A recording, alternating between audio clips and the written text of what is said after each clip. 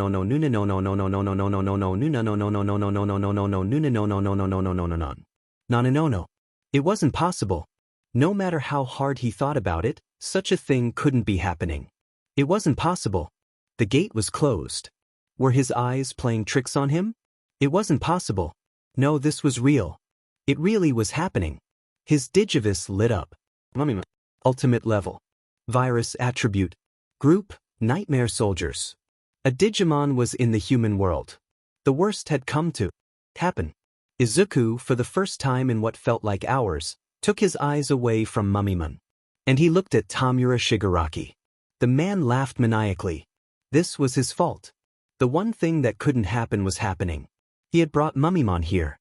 He had broken the one oath that shouldn't be broken. Faced with such a situation, he didn't bother thinking. After all, right now, his and Bakeman's entire being was defined by one single word. His Digivice shined. Bakemon was covered in light. A robotic voice could be heard once again. Matrix evolution. Demon Lord, no, Izuku Midoriya, from the bottom of my heart, thank you for protecting our world. The words of the Black Knight resonated through what had become the battlefield of their last confrontation. The knight's size dwarfed the humans, yet it still didn't feel as if he was looking down on him. What our Lord did to your group was, without a doubt, unforgivable, yet even when they went mad, you fought for our world. For that, I cannot show you enough gratitude. The sight after that was something no one could ever forget, that of the proud leader of the Royal Knight, one of the strongest beings in the digital world, kneeling before a mere human. I consider you one of our own, a companion I won't, nor could, ever forget, and yet, I have to ask this of you. Izuku's expression was solemn, his unkempt bangs covering his jade eyes. Raise your head, Alphamon. The knight did. I understand, and I agree with your decision. Alphamon seemed slightly surprised at this, as he noticed the human's sad smile covering his face. Our existence in this world, as much as it pains me to say, is a mistake. You are already doing more than enough by allowing Ghostmon and the others to return with us. It is I who has to show you gratitude for that. I bid you farewell, and while I'd like to say I'd like to see you again, it seems I can't. The boy released a dry chuckle, depleted from any humor. A few seconds later, his expression turned serious again, and more determined than ever. I accept this oath, Royal Knight. From now on, the human and digital worlds will never cross paths again. Did this kid really just kill that thing? Aizawa, once again, couldn't believe his eyes after what Izuku Midoriya had just done. That thing the villain had called Nomu exceeded him, and any other hero he knew in speed and power. It might have been as strong as All Might in that facet. Yet this kid had just killed it with such low difficulty. He had even called it a disappointment. Right now he couldn't really think about how wrong that was for a hero, thinking of a fight as something other than a way to save people. He had to admit it, Izuku Midoriya was as strong, if not stronger, than a top pro hero. And yet why did he have that look on his face? The mummy had come out of the gate the villain had created, and going by the words of Tamura Shigaraki, it was probably stronger than the Nomu. Even then, this kid wasn't one to be discouraged by something like that. He wanted the Nomu to be stronger, after all. So why did he have that look of terror in his face? Was that what it really was? Terror? It was the most emotion the boy had ever shown in front of him, that was for sure, but even now he didn't exactly know what it represented. Until then. Only a few seconds later, he was able to instantly recognize what he was feeling, because his expression morphed into one of pure rage. That was the last thing he could see, before being blinded by a bright light. Coming from Bakemon. That almost looked like, no, but it had already transformed. If that thing really could become stronger. Then he heard the robotic voice coming from Izuku's watch. Matrix evolution. A hood of blood red covered his body. A tunic of an emotionless gray hid his features. A golden collar, decorated by a large eye, circled his neck. The deep darkness below his cloth contrasted with those bright blue eyes.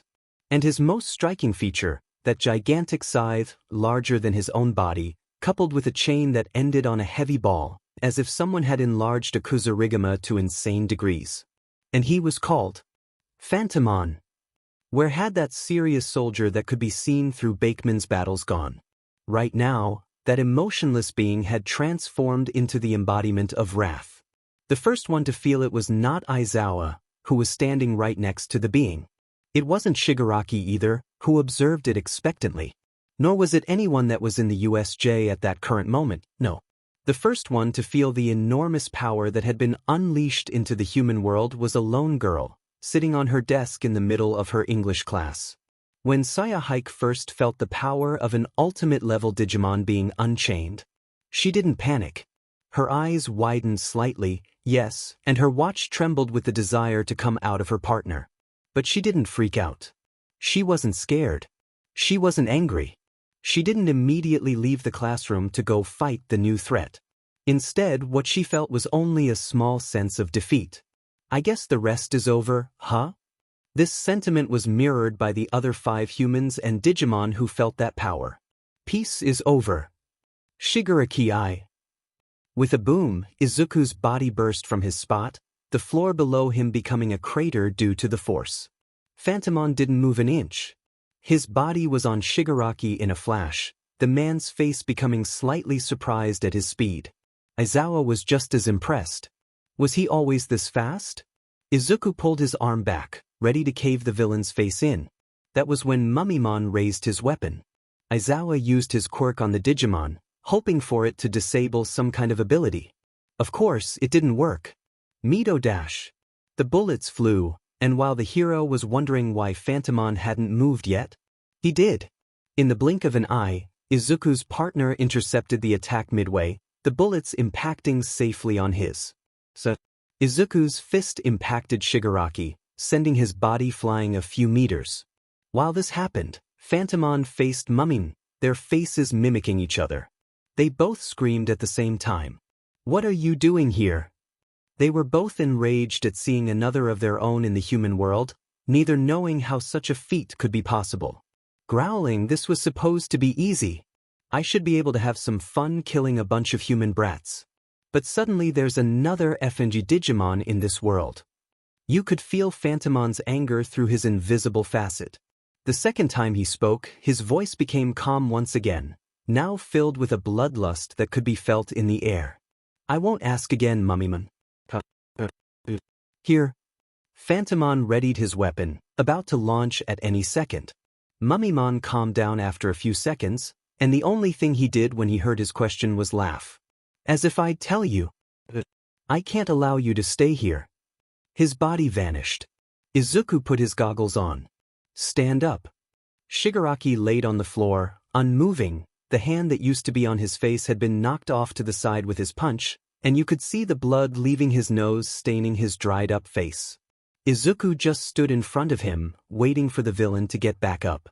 The man slowly made his way to his feet again, looking as if he would fall back down again any moment. "You? Who the hell are you, daring to interrupt my game? You killed my anti-all might toy SL easily, how did you do it?" Now that Izuku could see the villain's face, he could recognize the murderous rage that filled his bony features. "I should be the one asking that question, Shigaraki." Izuku's unfiltered anger had stopped showing itself by losing control of himself by this point, as now it was replaced by a cold facade that hid his wrath inside it. "How the hell have you brought a Digimon to this world?" His anger showed itself in his face once more, as Shigaraki looked at him for a few seconds. "Digimon? You mean the mummy? It was Master who brought that guy here, and he is even stronger than Nomo." "TSK, so this guy doesn't know anything, it seems he is just another grunt. Then if you don't know anything, I'll have to get rid of you." Izuku got into his battle position just in time for Shigaraki to launch at him, arms stretched out. Izuku had seen what Shigaraki's quirk was capable of, and he wasn't willing to get touched by him. Izuku ducked under his arm, and went to deliver a devastating hit to his stomach. Shigaraki managed to dodge to the right, with speed Izuku hadn't expected him to have. Izuku's momentum carried him forward, unable to stop himself. Shigaraki smirked in the spot to his left, his arm inches away from his body. It wasn't going to be that easy. With his next step, Izuku planted his foot in the ground, breaking the concrete below him with the force, stopping his movement. In a moment, his foot spinned and he raised his other leg in the air. He quickly shot his leg forward again, delivering a nasty spinning kick to Tamura's face, sending him flying. Then, fighting humans really was different. He didn't have much experience with opponents his own size anyway, and even when he actually had to fight alone, it hadn't had much to do with hand-to-hand combat anyway. His inexperience made this battle difficult. With this thought, the emotions carrying him began to change. Phantomon vanished. In a blink, he was inches away from Mummymon. His opponent just smirked. The ghost swung his scythe in an arch, aiming straight for the mummy's neck, but it was blocked by his gun. Harder than expected. His opponent answered his attack by swinging his sharp claws at him, but by the time they reached him, Phantomon was already far away from them.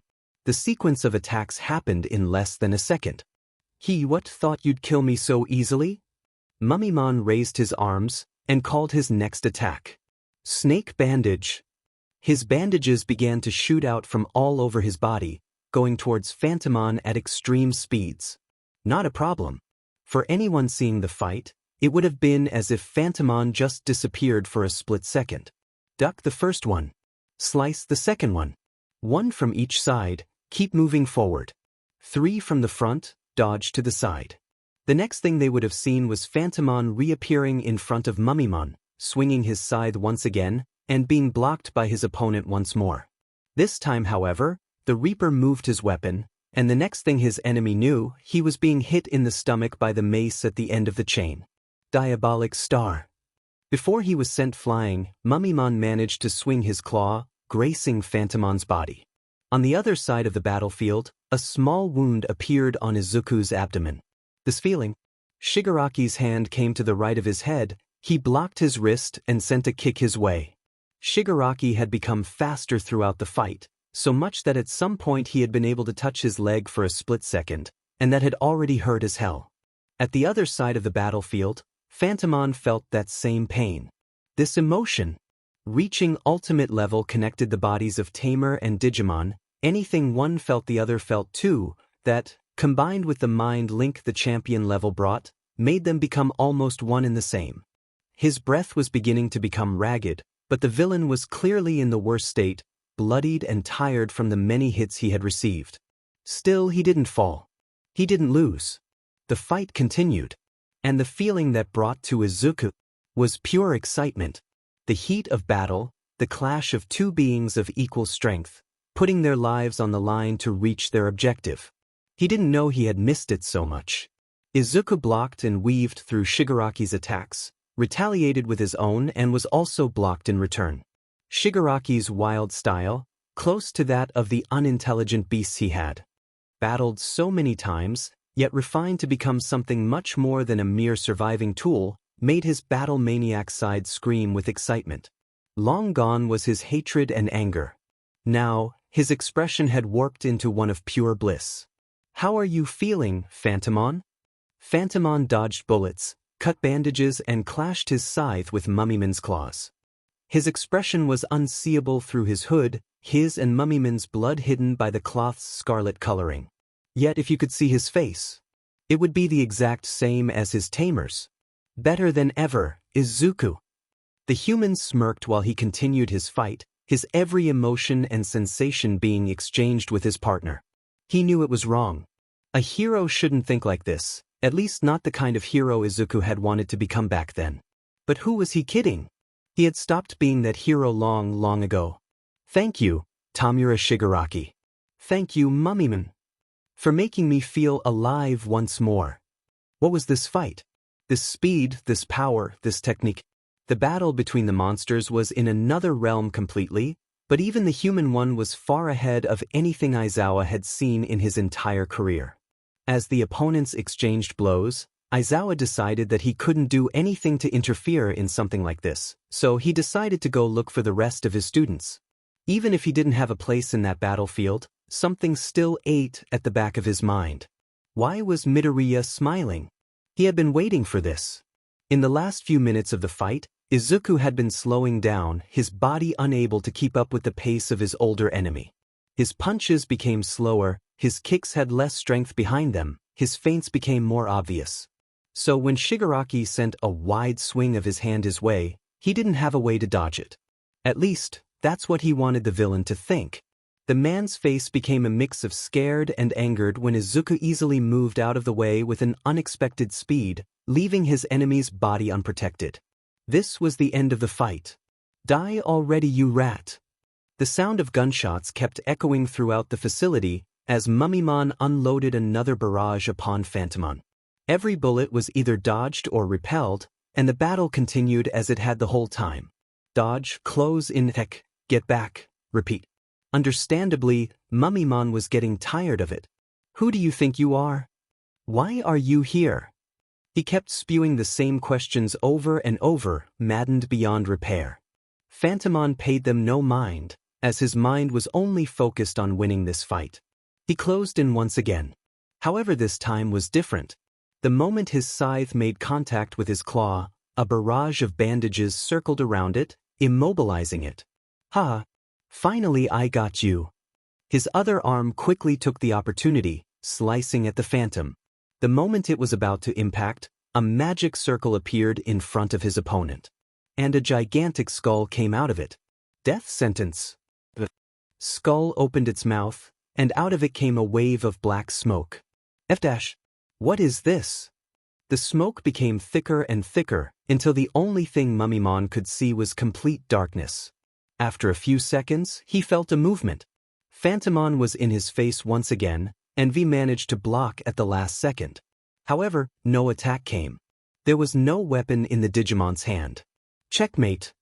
The voice didn't come from the Reaper, but from behind him. A mop of green hair could be seen through the diminishing fog. Holding a scythe in his hands. Slice. And sorry. Ochako Uraraka puked. A body cleaved in half, blood splattering everywhere, as the person she had admired since her first day in the school stared down at it, expression unreadable.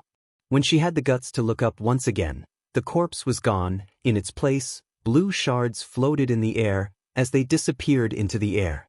Was this what a hero was? The boy had done it to protect them. If he hadn't killed him, who knows what could have happened to them all. The doors were slammed open. The bulky figure of a man came into the facility. The man who stood at the top of the world. The man who kept the world at peace. One of her many inspirations to become a hero who makes others happy. Fear not. I am here. But the battle had already ended. Even with the number one hero entering the scene, her eyes didn't leave the green-haired boy who stood at the same spot. His eyes didn't leave the floor where the mummy had just stood, until he put his palms together, closed his eyes, and prayed. To. She didn't know. Was it to God? Something was telling her it wasn't. Was it for himself? An attempt to free himself from guilt? That she didn't know. All Might remained glued to his spot. His angry expression had morphed into an unreadable one Ochako doubted anyone had ever seen. While Izuku prayed, the misty villain who had been knocked out cold after opening that last gate got back up again, and even though she couldn't see his face, she knew perfectly what he was feeling. The same thing she, and every other student who had been watching the fight was feeling. The villain picked up his leader, who was knocked out cold, and warped out of the facility. No one even tried to stop them. What makes you who you are? Her father had posed that question to Rei Akiyama very early in her life, so young in fact that she didn't exactly understand what it meant back then. I'm me, right? That's the answer she gave him back then, not really thinking much of it. And yet, that single question had plagued every part of her life since. Was it her quirk, a complete mutation of both her parents? What made her who she was? No, she didn't think so. Was it her looks, plain yet charming, which fit her cold personality like a glove? No, she would be herself without them. Was it the intelligence she prided herself in, which made her stand above others her age? Once again, her mind told her it wasn't. But then, what was it? What was the answer to the question which had become her father's last words? Then one day, standing before her computer after who knows for how long, she thought she found her answer. It was a sudden thought, at a point in time when she wasn't even thinking about it. The question. The answer was the question. The question had plagued her thoughts at every hour of every day, thus, it had become her all. No friends to speak of. No one who would remember her. No real accomplishments. The question was her everything. And without it, she was hollow. Then her computer glowed. Why was she chosen? Why would someone without any essence be chosen for a task such as this? The others were much better prepared. After all, they had something. They were something. Something more than a robot that went through the motions in life while solely questioning her own existence. Why could they have something she didn't? She hated them for that. And yet, why did she love them so much? Little by little, Fight after fight, NTMT moment after NTMT moment, her relationship with the other 6 people, 6 Digimon, and above all, Shakuman, who she considered her only sister, grew beyond imagination. A robot, surrounded by humans. And yet, they accepted her as one of her own. That's when it hit her. That now she was them. They were what made her herself. Perhaps a toxic mentality. Emotional dependency, she believed it was called. A state of mind where you couldn't correctly function without the help of someone else. Maybe a bit of an exaggeration too. She could be alone, it just wasn't the same. And she suspected they all suffered from it to some extent. But she didn't care. She had found it. And for them, she would fight. She was drowning. That thing, how could it be so powerful? Even now, with her vision clouded by the salty water, her eyes burning in pain while she fought to maintain consciousness, she could still see it. The silhouette of a gargantuan crimson dragon. Where was Shakuman? Did she manage to flee? She really hoped so. She hoped the other will be able to live happily now. Without her. She was running out of oxygen. She was going to die, she was sure of that. So she accepted her death and waited for it. Then she saw Shakuman, battered, unconscious and bloody, falling right beside her. She couldn't even rest in peace. Huh? Why had it come to this? That question she knew the answer to. She wasn't strong enough. And now, on the verge of what she had wanted to be a peaceful last breath, she couldn't feel but wonder. What if she was? What if she was strong as one of them? That envious feeling didn't feel her body when she drew her last breath, her face showing the feeling of pure dissatisfaction with this ending. And the last thing she saw was Shakuman, making the exact same expression. A mark was printed, a demon was born, and 2 beings became one. The Leviathan of envy rose from the depths of the seas. By the time the teachers arrived, every student had already come back to the gates safely. When asked about the events that had transpired in the plaza, the students who had remained there couldn't clearly answer the questions, as if the events had been too confusing for their own eyes. However, one thing was clear, and that was the person at the center of the situation. Izuku Midoriya. The boy needed to be questioned. The green-haired boy had tried to leave the school as soon as possible. After all, there was something much more important he needed to have a meeting about than whatever the school wanted to ask him. However, refusing to talk to the teachers would be too suspicious for his own good, so when he was asked to see the director after leaving the nurse for his minor injuries, he didn't find a way to refuse. When he entered the room, Nizu was already looking straight into his eyes, with an air of confidence that was difficult to see in a human, that, coupled with the fact that the mouse could perfectly pass for a Digimon, was giving Izuku a sense of déjà vu. "Oh, hello Midoriya. Please take a seat, would you like some tea?" "No, thank you." Izuku sat down in front of the director as his enthusiastic voice threw him for a loop, expecting a more serious interrogation than what was currently happening. "So, first of all, I'm sorry for taking so much of your time. You must be really tired after what happened, but I had a few questions about what happened at the USJ. Some of your peers have said that you played quite a big role in repelling the attack." "It's no problem, and I guess you could say that. Please ask away." "Okay then, first of all then." The director's expression stayed the exact same. However, even a person completely unrelated to the matter at hand would be able to feel the change in the ambience. It felt like the room's temperature fell by several degrees. "Are you a friend or a foe?" He had fallen right into his trap, completely caught off guard by the suddenness of the change in tone. That was the moment that Izuku understood that this wasn't going to be a civil conversation. This is a battle. And if a battle did something to him, it was to get his blood pumping. So he couldn't help but smirk. "A foe. Saya." The white-haired girl looked up from her Digivice while she waited right by UA's main gate, to see a group of 5 people approaching her. "We came as soon as we could." Rei was the first to talk, her glasses-covered eyes hinting at the tiredness she was feeling, most likely caused by stress. "You ran up to her and hugged her around the waist." "Sayu, we have to fight again, don't we?" His face, glued to her body, was hidden by his blonde bangs, yet she could guess exactly what it looked like by the way his body was slightly shaking. Her companions' faces looked similar to his. Looking at the ground, fatigued eyes, feelings that didn't need to be spoken. Yet they didn't look sad. Tired? Frustrated? Of course. Angry? Maybe. Scared? Just a little. Sad? Again, feelings that didn't need to be spoken. Yes, we do. No one but them would be able to understand them anyway. Ha! And here I thought you'd deny it.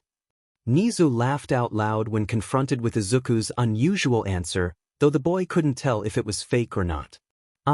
So, Midoriya, could you tell me exactly why I shouldn't call the dozens of heroes in the facility right now and have them apprehend you? As fun as that would be, I believe you misunderstand me, Director. I'm not an enemy of you in specific. I don't have anything against you or Yue as a whole. He answered with a smile.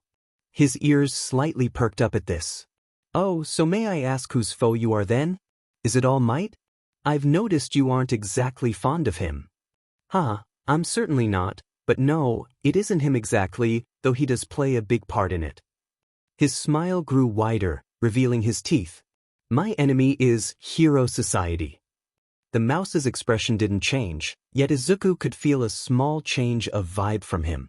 You should know how many villains have said those words in the past, Midoriya. This could be a cause for expelling for some people. But you won't do that. Oh, and why do you think so? Because you know I'm too strong, and you are smart enough to pay attention to the percentage of hero dropouts who later become villains. Well, you got me there. He answered cheerfully. Could you tell me what exactly you have against this society then? He looked the director straight in the eyes, his smile not leaving his face. Nizu, what role do you think All Might fills in the world? The director wasn't expecting that question, judging by the small pause in his gulping of his tea. Well, that's simple, isn't it? The symbol of peace, the number one hero, the strongest of them all. He lowers crime rates by simply existing, his very being calms civilians. The strongest pillar of our society. Well, all that is true, but I personally see it as a little different. All Might will save us. All Might won't let anything happen to us. All Might will punish them. How many times have you heard statements to that effect, Nizu? Dozens? Hundreds. The role All Might plays in our society is not that of a role model. It isn't that of a hero. It isn't that of a person. Nizu began to understand where he was going with this. The role All Might plays in our society is that of Lord Yggdrasil will save us. Lord Yggdrasil won't let anything happen to us. Lord Yggdrasil will punish them. God. His eyes gleamed in the dimly lit room as Nizu remained silent, pondering his words. And when a god becomes an actual, tangible person, its influence becomes something much bigger. The population treat heroes, especially All Might, not as people, but as perfect beings that exist to solve all of their problems. In other words, the world has become complacent. Izuku finished speaking, as the director looked at his eyes once again, his expression becoming much more serious than it had been before. I understand your concern, Midoriya, and while that is a real problem, hero worship stems from the need of civilians to feel some kind of peace. If it wasn't for this sentiment, people would see their everyday lives filled with the fear of a villain terrorizing all that they love. Nizu's delivery was void of any type of joke or playful attitude. Izuku understood he was being taken seriously. Would they, though? Honestly, the fact that the concept of heroes and villains is as black and white as it is baffles me. Heroes are good, villains are bad. That's just an extension of the concept of hero worship and all that it conveys. Society is so hyper-focused in this concept of good and evil that everything that even slightly deviates from their narrow views is seen as the enemy. It is illegal for someone to use their quirk in public no matter the situation. If someone was about to die in front of them, should a civilian not be able to use everything in their power to save them? But no, they'll be charged with the same charges of vigilantism as hero wannabes who only make the work harder for the pros. Nizu stared baffled as the teen continued his speech. The boy was clearly passionate about the topic, and he hadn't expected to hear too much from someone who seemed so reserved and cold to everyone around him, and even less so with such intensity and resolution. He chose to just listen. I'm not saying quirk usage should be unregulated, but to prohibit part of someone's being like that is no different from taking away their arms or legs. I also don't think every villain should be treated as a victim. Every person is responsible for their own actions, but I believe that if we stopped putting heroes on pedestals, the crime rate would plummet. The fact that heroic and villainous quirks even exist is another example of this. Izuku was aware he was starting to ramble, but the words were now leaving his mouth without him even trying. This was the first time he was able to talk about this to someone who wasn't his friends about this, after all. I see your reasoning, Midoriya, and I have to say you've made me realize some things. However, just talk isn't going to resolve any of these problems. For change to occur, action needs to happen. So what's your plan, Izuku Midoriya? What would be this brilliant young mind's answer? Nizu, as composed as he looked, couldn't help but feel excited to hear it. And what he received was, "Oh me? I've got nothing." Choking on his tea. Nizu, as much as I dislike hero culture, I became a hero to save as many people as I can. My one and only objective is that I want to save whoever is in front of me, because I don't want to see anyone die. Could this be considered selfishness? He wanted to save people to not have to feel that helpless feeling anymore. What he felt as he saw the Green Titan trampling over everything he knew and loved.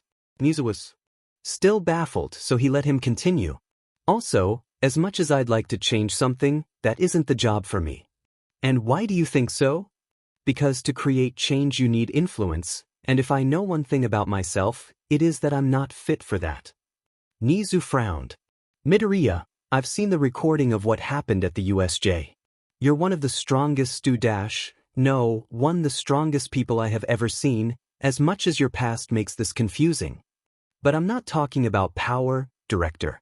To be number one, you need 4 things: strength, charisma, leadership skills, and the desire to become so. Nizu, I do not want to be the number 1 hero. As selfish as it is, it's as simple as that.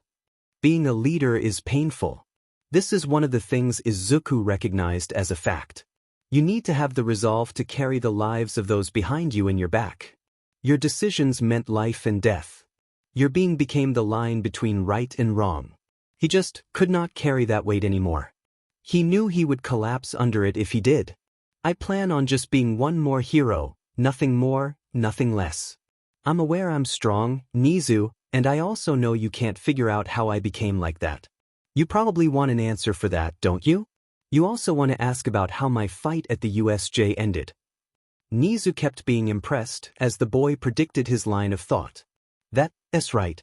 You won't suffer consequences for what you did to your opponent. After all, it was very clearly self-defense.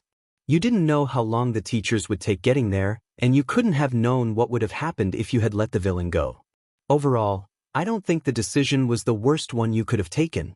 However, you will have therapy with Hound Dog after this. Something like that leaves a mark, want it or not. Yes, it really does. I understand. One last thing, Midoriya. I won't ask about how you became this strong, but if you ever feel like talking about it, my door is always open. Izuku couldn't help but smile, as tired as it looked. Thank you, Director. He stood up to leave, and as he was leaving, there is an answer, that's all I can say. He opened the door and left the room. Nizu fell back on his seat, pensive. A child with the power to contend for the top hero spot at 15 years old after having had a quirk for 6 months. Able to make split-second decisions in difficult situations, and not scared to take a life if needed. And yet, that inexplicable anger he had seen in the recordings.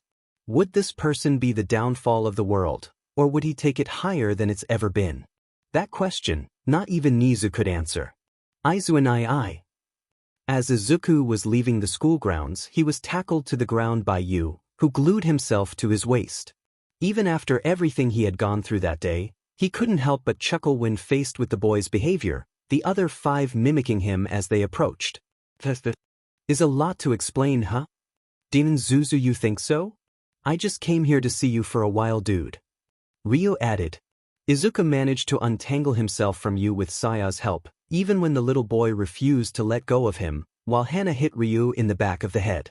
Okay then, strategy meeting it is. Let's go to my house.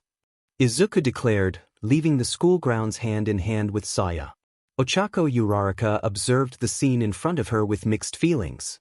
She had been looking for Izuku around the school for a while now, trying to thank him for what he had done in the USJ, and looking for answers about exactly what she had seen back there. Ochako realized that the boy hadn't exactly been trying to form a close relationship with the rest of the class. His permanent silence and his constant disappearing during lunch, no matter how much she invited him to eat with them, kind of made that clear. Don't get her wrong, she was already happy with the relationships she had formed with her new friends. Mina's quirky nature, Sue's straightforward personality and Momo's composed yet awkward character were extremely precious to her, but there was a foreign feeling she hadn't been able to let go of since the day the boy had saved her back at the entrance exam, even when it seemed it was in every way unrequited. But he had to care somehow, right? She had seen the lengths he had gone to save them in that fight, and how angry he had gotten when that last villain appeared. And yet, even after that, he hadn't tried to talk to anyone. To be fair, none of the ones who had seen that scene, her included, had tried to break the ice either, most likely stunned by the gruesomeness of what they had seen right at the end. Maybe Izuku was just shy after all, and she should try harder to get him out of his shell. But then she saw those 6 other people that had come to meet him, and how his expression was completely different from the one she knew. Softer, not at edge, relaxed, and sporting a smile, which she had never seen from him when talking to anyone other than his quirk. And she realized that Izuku's place was with them, and not with her. If you had asked anyone in the group what word they would describe Hana with right after meeting her, it would have been girly. The kind of person who liked going shopping, putting on makeup and the color pink. It was almost funny how stereotypical she appeared to the naked eye, as if she was the leader of the mean girls in a bad teenage rom-com movie. And all of this was not wrong, actually. Hana Tama did like going shopping, putting on makeup and the color pink, and girly was definitely one of the strongest contenders when looking for a word to describe her. However, who would have thought that describing a complex human being with emotions, goals, likes and dislikes with just a single word would be a bad idea? She was difficult to understand, they soon came to learn, but little by little, they managed. She was sensitive, proved by how deeply she felt for the Digimon affected by their many enemies, or how even after that she couldn't help but not hate those villains who had committed unforgivable sins. She was smart, proven by how seamlessly she managed to utilize her seemingly weak quirk, controlling her own body fragrance, to escape a number of situations they had been put up against, like making them smell like burnt bodies, making the gigantic Digimon that had been chasing them roar in victory. Also proven by how she was the only one who managed to follow Izuku's and Rei's incessant ramblings. She very much liked Ryu. Everyone in the group except Ryu had come to learn, and going by how the boy either treated her much more softly or much more harshly than the rest of the group depending on the situation, everyone in the group except Hana had come to learn the feeling was mutual. She was cheerful like no other, and the others understood that without her and Ko as moral support they would have given up much, much sooner. So little by little, they understood her character, yet something still didn't make sense. Hana's crown was lust, of all things. Over the course of their adventure, all of them had come to accept these sins as part of themselves, and had awakened their power in order to protect that which they loved the most. The wrath he felt when seeing their home trampled. The sloth necessary to want all of them to just be able to not fight anymore. The pride he felt about being part of such a wonderful group. The greed for more power, necessary to protect those he loved. The gluttony that allowed him to devour enough to fight once more. The envy at those who had the power she needed. Being horny usually doesn't equate to the power of friendship, does it? So none of them really got what it meant. Except Hana did. She hadn't opened up to them about why she understood it, and that was fine with them. They'd wait as long as she wanted. Hana remembered the stench that always seemed to occupy her former house. The smell of alcohol, cigarettes, and dirty clothes. Hana remembered the noise that always seemed to occupy her former house. The sound of bottles being broken, liquids being drunk, her stomach rumbling, and the voice of the many different men she had seen come into the house with her mom. In reality, Hana Tama hated the word lust. It reminded her of worse times, when her grandparents weren't there to take care of her and she spent nights awake due to the noises she heard through the paper-thin walls. And worst of all, she hated how that word had changed her personally. You could say Hannah was an early bloomer. Insults followed her everywhere she went due to this fact, but when you had gone 2 days without eating because all the money ended up being wasted in bottles and bottles of alcohol, one had to find a way to make money somehow, even as a girl barely entering PBR. And it disgusted her. Even when the call came from the hospital. And the doctor said, "Sorry for your loss." And when she entered the clean and quiet house of the elderly couple she now knew were her family, it was still a bit too late to recover. And then she met them. Just as everyone else, she immediately felt pulled towards them and the fuzzy feeling they produced in her stomach. But she didn't deserve them. How could she, when she still felt that disgusting feeling when she looked at Ryu, the one feeling she despised and wanted to get rid of the most? She couldn't be allowed to have that warmth. Something pulled at her heartstrings. Accept it. It said. She looked at the rose-colored night from her spot on the ground, the feeling of despair overwhelming her as she hugged the wounded plotman close to her chest. This was the end, apparently. She should have expected it, really.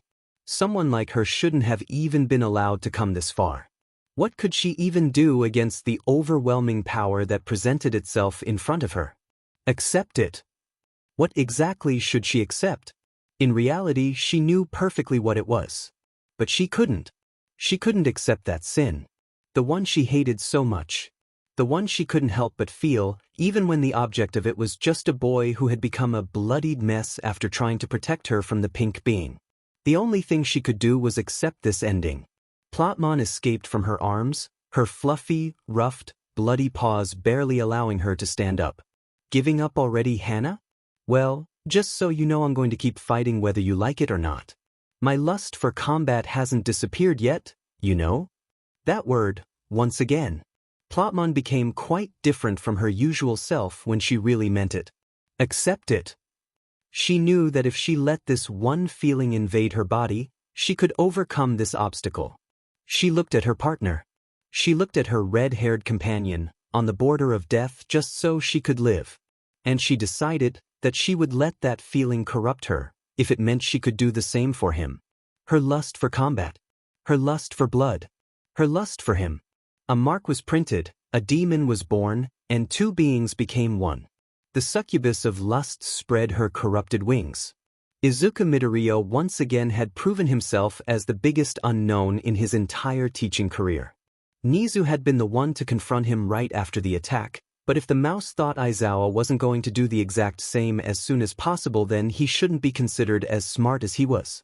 That kid had killed a person. While he wasn't going to vilify his actions, the nonchalance with which he committed the action heavily worried him. Most heroes would have to cross that line at some point in their career, want it or not. But for a kid to do so, without thinking twice about it at that, what exactly had happened to this child? Izuku, thank God you're okay. Yes, Mom, I'm fine, but we have something to talk about right now, so could? Do.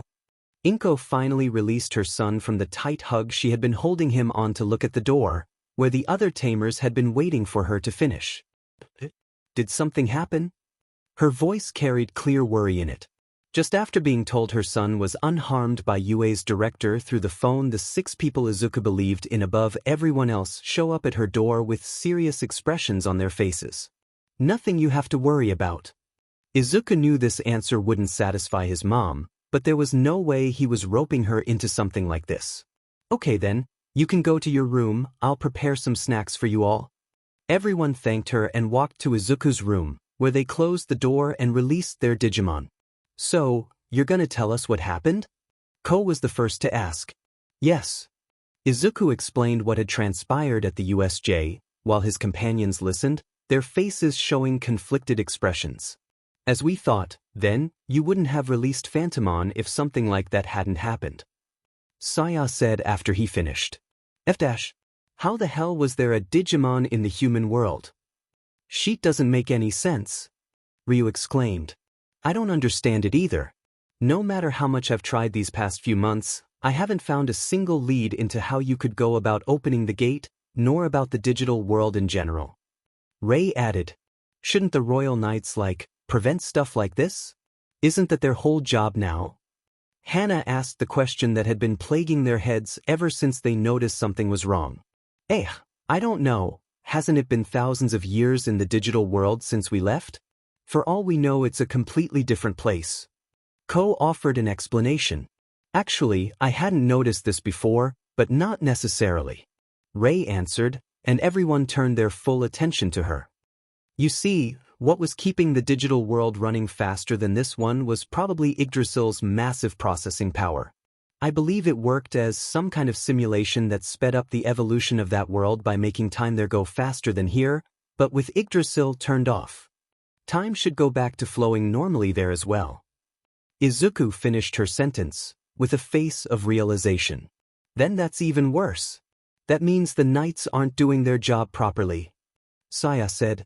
Maybe they don't know how the gate opened either? Maybe they didn't even notice. Ko suggested. Maybe a quirk did it?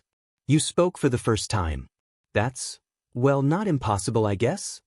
Izuku answered, not very sure of himself. But even if something like that existed, which I struggle to believe, it would have to be someone who recently awakened it, and while I managed to fool UA with my late bloomer thing, I don't think people actually awaken quirks very late in life. And even then, this was a person who was collaborating with villains. Do you go from being quirkless to helping to murder teenagers in the 6 months we've been here? I find it hard to believe. Silence spread across the group. A heavy feeling permeated through the room. You guys are thinking too deep into this, was what Impmon had to add to the conversation. Looking up from the game of cards he had been playing with Ghostmon and Shakuman. Right? It doesn't matter if there's new baddies looking for a fight, we'll beat them up like always. Pico Devaman added, landing on Ryu's head. It's not that simple. Saya. You just have to relax. Faskaman added groggily from his place beside his tamer, before going back to sleep. Affa, not the Joker again. Ghostmon exclaimed from the other side of the room. Slowly, their smiles rose once again, before erupting in laughter at their friend's seemingly disregard of the situation, before the ghost spoke once again, now looking at them. You should know you shouldn't worry about stuff you can't do anything about. I don't really get what's going on either, but if you think about it too much you'll just end up getting angry. His voice grew more quiet as he continued talking. Ghostman. Izuku muttered. He's right. He ended up saying. I know I did today, at least, I don't know how I even managed to not lose control right there, my mark was burning so much. Saya put her hand over his. But you didn't. He smiled. Yeah. The mood had been lifted again. Anyway, they're right, we should try not to think about this too much, we can't do anything about it anyway, even if it's frustrating. We'll just have to wait and be prepared for everything, Izuku said. They all smiled. Whatever you say, Zuzu. Understood, leader. Yes, Aizu and I. Being a leader is painful. You need to have the resolve to carry the lives of those behind you in your back. He just could not carry that weight anymore. He knew he would collapse under it if he did. Izuku looked over the room. He looked at Ryu arguing with Pico Devaman about him messing up his hair. At Plotmon resting on Hana's lap, yet keeping an eye open while she was being pet. At Yu happily talking with Tokuman. At Rei typing away at her laptop while Shakuman tried to distract her. At Ko laughing about nonsense with Imton. At Saya keeping an eye on Faskaman, while her hands still rested on top of his. Collapse? Nonsense. For these people, he would fall to the depths of hell. Everyone had eventually left his house, and he was left alone with Ghostmon once more. Even after understanding that he couldn't do anything about their current situation, he still couldn't help but be anxious about it. Helplessness was something he hadn't felt in a long time. He felt caged. And he knew how to find a solution. After sending a message to his friends telling them he was about to do something dumb, and that they shouldn't worry, he turned to his partner. Hey, Ghostmon, do you want to fly for a while? It felt right being like this. Even if he was asked about it, he wouldn't be able to answer how it felt exactly. He was there, yet he wasn't. He was him, yet he wasn't. He was Izuku Midoriya, yet he wasn't. He was Ghostmon, yet he wasn't. He felt the cold air hit his face, and he stopped to relish one of the few moments in which his existence wasn't fueled by wrath. Far above the clouds that covered Mizurufu. Far away from the problems that irritated one of his halves. At that moment, the demon simply spread his wings and let the winds carry him around, calmer than he had ever felt. How had that thing lost? All for one was a smart man, after living for hundreds of years and possessing multiple intelligence-raising quirks. It would be embarrassing if he wasn't. Yet he still couldn't understand how the being that had called itself Mummymon could have been killed by a hero student. A Digimon, a being that possessed power that he could have never imagined. In the place where they came from, he was but a speck of dust that could be stomped at any moment. He had seen beings on the same level as the mummy shrug off his attacks like they were minor inconveniences, as if he was a fly that landed on a lion's mane. If it had been All Might, he could have believed it, yet it was a student who did it. Using a quirk that felt eerily similar to the creatures he could only dream to match. But that wasn't possible. He was the one who had discovered that new digital dimension. It could only be accessed by him and only him, and he had only managed to do so a mere 4 months ago. A combination of quirks. The ability to perfectly understand and utilize any electronic device. The combined use of the many teleportation abilities he possessed. And the extremely rare gem that he has managed to obtain so recently. The power to grasp the existence of a fourth dimension. And when he had realized the gold mine he had stumbled into, he knew he couldn't let the opportunity pass. Color him surprised when he learned how much some of these beings wanted to let their instincts loose and be allowed to go on a killing spree. Yet one wrong move, and he'd be the one reduced to dust instead. Well, no gain on dwelling on it. There was no way a random kid was able to access his personal playground too, and it wasn't as if Mummymon was his only peon. Or his strongest. Aizawa slammed his phone on Nizu's desk, his usually emotionless face showing some kind of anger. What does this mean? He was fuming. I believe it's pretty self-explanatory, answered the director, proceeding to sip his tea. No, it's not, explain right now. The phone on the table showed one message, sent from Nizu to Aizawa. Do not confront Izuku Midoriya. The rat clearly wasn't in a hurry to answer, as seen in how he sipped his cup at an excruciatingly slow pace. When he finally finished, he responded. I have already had a conversation with him, and the matter has been resolved. He'll be receiving therapy from Hound Dog in the following days. Bothering him further will just complicate the situation. This is my student. I need to talk to him if I want to teach him properly. What even was that at the USJ? A temporary quirk evolution triggered by strong emotions, probably. He wasn't able to do it again when I asked him to. Nizu lied as easily as he breathed. He had too much control over it for it to be the first time it happened. Midoriya is a talented kid, just look at how far he's come after only having had his quirk for a little while. It's not impossible for him to have understood the situation right away. Aizawa remained silent for a few seconds, contemplating his answer, before releasing a heavy sigh. Look, Nizu, I trust you, but if something weird happens to the kid one more time, I will intervene. Of course. Aizawa quickly left the room. The sports festival is approaching. Oh right, that was a thing. Izuku remembered when he used to fantasize about being as strong and flashy as the students he watched in the festival every year. True powerhouses that would become the heroes of the future. Now though, they just seemed like a bunch of toddlers playing on a sandpit. When your usual fight involves blowing up a few mountains by accident and moving faster than the eye can see, your perspective of the world tends to change a little. Well, it's not like he was aiming to win or anything. He had already received enough attention after the USJ, with the whole, thank you so much for saving us and you're so strong, and, how did you even do that? And, that was so manly. Those came from the ones who had just heard of the fight. The others had made sure to not get too close to him, probably scared. Anyways, the part he was the most worried about. Wait, hold up. That sounds like something villains would try to infiltrate, isn't it? Will it be all right? A student voiced the same concerns Izuku had been having. What was his name again? The tail guy? God, he should really be paying a bit more attention. As Aizawa went over how that would be impossible due to the increased security and how they needed to do it to send a message, Izuku could only think one thing. Naive. First of all, putting reputation before safety was always a bad idea, especially a few days after an attack where, if it wasn't exactly for him, everyone would have ended up dead. Second of all, if these villains had more Digimon under their control, any amount of security would be meaningless.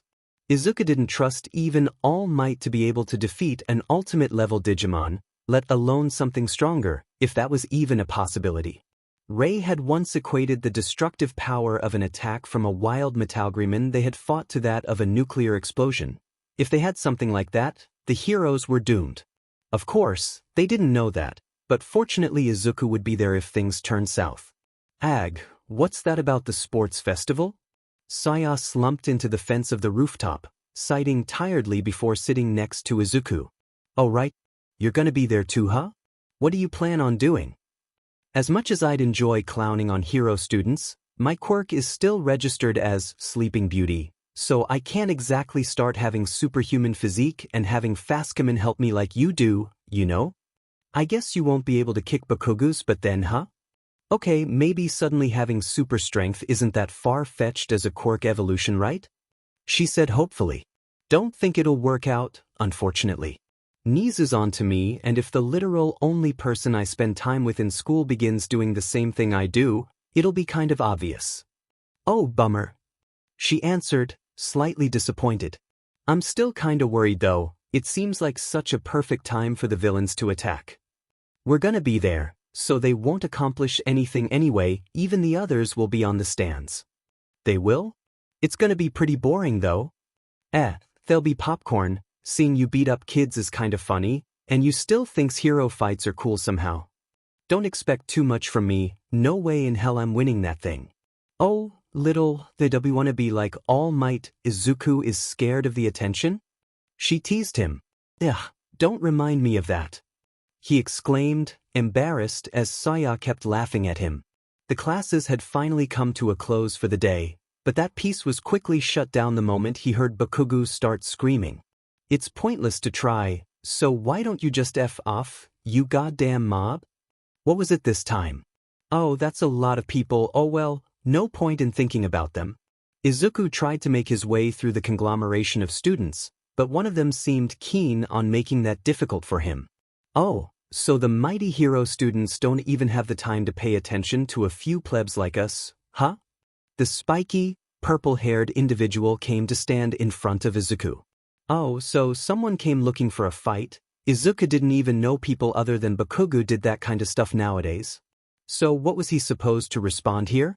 As many virtues as he had, socializing wasn't one of them, especially in situations where it seemed like none of the answers were the correct one. I just want to go home, dude. Sometimes being honest was the best path of action. Nice going, Izuku, you didn't even stutter. Huh, so I was right. The heroics kids want to leave so they don't have to even look at us anymore. Well, we'll resolve this in the sports festival then. Consider this a declaration of war. Oh come on. This one was even harder. Could he poll the audience? He looked back at his classmates, looking for an answer. Oh right, he wasn't close with any of them. He had the same problem as talking with this guy. Maybe Saya was right and he needed to make some friends. Speak of the devil. Hey, Izuku, what's taking so long? She shouted from the other side of the group. Has he told her he loved her recently? I'm coming. We'll have to go see you later, purple dude. He said, and started to slowly cross through the crowd. Hitoshi Shinsho stayed glued to his spot for a while, considering his existence while the other 1A students processed what had just happened. Today's the day. Under normal circumstances, Izuku wouldn't lose a wink of sleep over an event such as this. A school festival wasn't something important enough for him to care about. He knew this, his friends knew this, and Nizu and Aizawa probably knew this too, so they most likely weren't expecting much from him. However, this wasn't just a normal school festival. Not because of the possibility of getting scouted by pro-heroes, he wasn't looking to catch their attention either. The reason for his uneasiness was the villains. These people could teleport, that should be enough reason to not hold this year's festival, but UA and the Hero Association were too prideful to let that deter them from organizing it. After all, Who would dare attack a place where heroes from all over the nation had come together? The answer was someone who had control over Digimon. Unfortunately, the pros didn't know that. So he'd have to be the one to intervene should things turn south. It might sound selfish, risking the lives of people just so he could keep the existence of the digital world a secret, but someone had apparently already stumbled onto it. If he let more people in and anything, set off the higher forces in that world, it would be the end of the human race as they knew it. A heavy topic indeed, so much so that while his classmates were hyping each other up, he remained seated, contemplating his decisions. Until he saw someone stop before him from the corner of his eye. Shoto Todoroki, probably the strongest person in his class, not counting him of course. He was looking straight down at him, as if looking for the right words. Izuku held his gaze, not knowing what to say either. Midoriya. On an objective basis, I think you're above me in terms of strength. After the USJ, everyone seems to be looking at you, including All Might. Was he? Maybe he just remembered him and just felt awkward? So I've decided I'm going to surpass you. As the rest of the class whispered, and while Kirishima tried to confront Todoroki, Izuku thought about his answer. He probably expected him to respond to that declaration of war in some way, possibly in some long-winded, heroic speech about not going to give up. He wouldn't do that, but hey, he needed some distraction from this whole extinction of the human race thing, so he'll throw a bone his way. He smirked. Sure, come at me. Izui, you can do it. Zuzu, you better beat their asses. Good luck, Saya. The last cheer, coming from Rei, for some unknown reason sounded a lot quieter than the previous ones. Izuku and Saya waved at their audience from their places in the stadium. For some reason they had decided that being a cheering squad was extremely necessary, no matter the circumstances. The idea was pushed by Ko, even though right now all he was doing was eating copious amounts of popcorn. This was probably the only reason Rei was cheering too, but they wouldn't dare mention that to her face. Izuku was wondering what the first round would be. He remembered how excited he was back when he watched the festival diligently on TV, brainstorming about what could possibly be the next round. He swore there was something before the first selection though. Was he forgetting something? Izuku Midoriya, from Class 1A, to the podium. Midnight announced. To the what now? Oh, that's what he was forgetting. He stood there for a few seconds, dumbfounded, while the only thing he could hear was the badly concealed laughter from a certain white-haired girl one row away from him. Slowly, he started to walk towards the podium, his brain going faster than ever while trying to come up with a speech. When he reached the mic, he still hadn't succeeded, and after a few seconds, the R-rated heroine whispered into his ear. You didn't prepare anything, did you? Well, I didn't remember I had to, no one told me. He spoke a bit too loud, making the laughter from before raise in volume. Well, just say whatever. Well, everyone had probably heard him, so what can he lose now? He'll have to change to cocky mode. Good luck, I guess. You guys will probably need it. With that, he left the podium. Saya wasn't even trying to hold back anymore, and was just rolling on the floor laughing while the rest of the students started booing. Back in the stands, Ko mirrored Saya's amusement, while the others had face-bombed in perfect unison. Wait, wasn't he trying to not attract attention to himself? Accepting a challenge from the strongest person in the grade. Getting the most points in the entrance exam and having to give a speech. Act like a cocky little sheet while giving it, making the whole school hate you. In his humble opinion, he could be doing worse. Maybe villains interrupting wasn't so bad after all? Enjoying your fame? Came the teasing voice of a smirking Saya, who had come to stand to his side in the narrowness that was the tunnel they were in. Very funny, answered his tired voice. Thank you. I try. Start. As the sound of the starting gun bounced through the narrow walls of the tunnel, the students started running. However, their momentum was quickly stopped, as a sheet of ice covered their legs. Their shouts ringed through the air, complaints and insults flying towards the epicenter of their problem. Most of the hero students managed to avoid it, their quirks shooting out left and right. Oh, sorry. Excuse me. Passing through. Izuku called out. As he stepped on the heads of the frozen students, jumping from one to the next while having Saya in a princess carry. He set her down at the end of the tunnel, and while the other participants started running, flying and jumping as fast as they could, they just started walking. "Hey, do you want to pass this round?" Izuku asked the girl. I guess passing the first one is fine. I won't try though." Her mark shone a little. Izuku wondered whether he should try to get first place or not. He really didn't feel like doing it, but considering he had accepted Todoroki's challenge, would it be disrespectful not to? Or did he just mean he wanted to fight him in the final round? Sure, let's go with that last one. They didn't even pay attention as the boy he was thinking about froze the gigantic robots that were apparently in front of them. Instead, they just kept walking. Here comes the first barrier. A Robo Inferno. They were coming in last from the group that managed to escape Todoroki's attack, but for whatever reason, everyone seemed to have stopped in their tracks. Well, lucky them. Wait, it's gonna fall. A shout came from somewhere behind them. Immediately they looked up, seeing the frozen pieces of the zero-pointer coming straight for them. Oh, that's why. Ghostmon, if you will. In a flash, the Digimon came out of Izuku's shadow and was bathed in a bright light, becoming Bakemon. Hell's Hand. The dark claw shattered the ice barreling towards them, and they kept walking while Bakemon returned to Izuku's shadow. "How come you never act that fast?" Saya complained to her Digivice. The only sound that came from it was a snore, and the only sound that came from Saya was a sigh. Izuku Midoriya busts through the obstacle like it's nothing. This is the one you should be looking out for, ladies and gentlemen. Oh great, more attention. Oh? And who's that besides him? That's Saya Hike, from General Education, Class 1C. Oh great, more attention. They just kept walking. Present Mike turned off the speakers for a second and turned to see his co-commentator. "Hey Shoyuda, I thought you said Izuku here was a shutout? I didn't know he even knew Hike." They were together when the whole reporter thing happened. I think they knew each other before getting into UA. Hike doesn't have any friends in my class either, at least she doesn't talk to anyone either. But she's not, shy, she just doesn't seem to care about them. Say, you were suspicious about the kid, right? Maybe knowing their connection is the first step. Aizawa turned to him. "And why are you so interested in this?" Hisashi raised his arms in an exaggerated motion. "Hey, you looked so held up on this that I thought I'd help, you know?" Aizawa turned back to the race without saying anything. "You're welcome."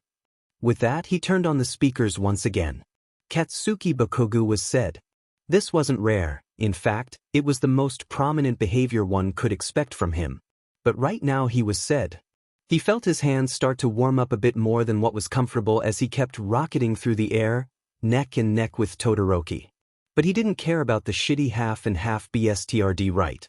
Now, there was someone he wanted to beat up much more right now. Shitty Deku. That FANG quirkless loser who kept trying to upstage him at every opportunity he got. The entrance exam, the quirk apprehension test, the USJ, and now the sports festival. The fucker came to school one day being cocky as shit, littered in scars and finally having some power a few months ago and now was obsessed with being in the spotlight at every chance he got. Even now, he disrespected him and everyone else by having a walk with his shitty girlfriend during a FING obstacle race instead of giving it his all. And worst of all, Bakugo knew Deku could win this sheet at any point.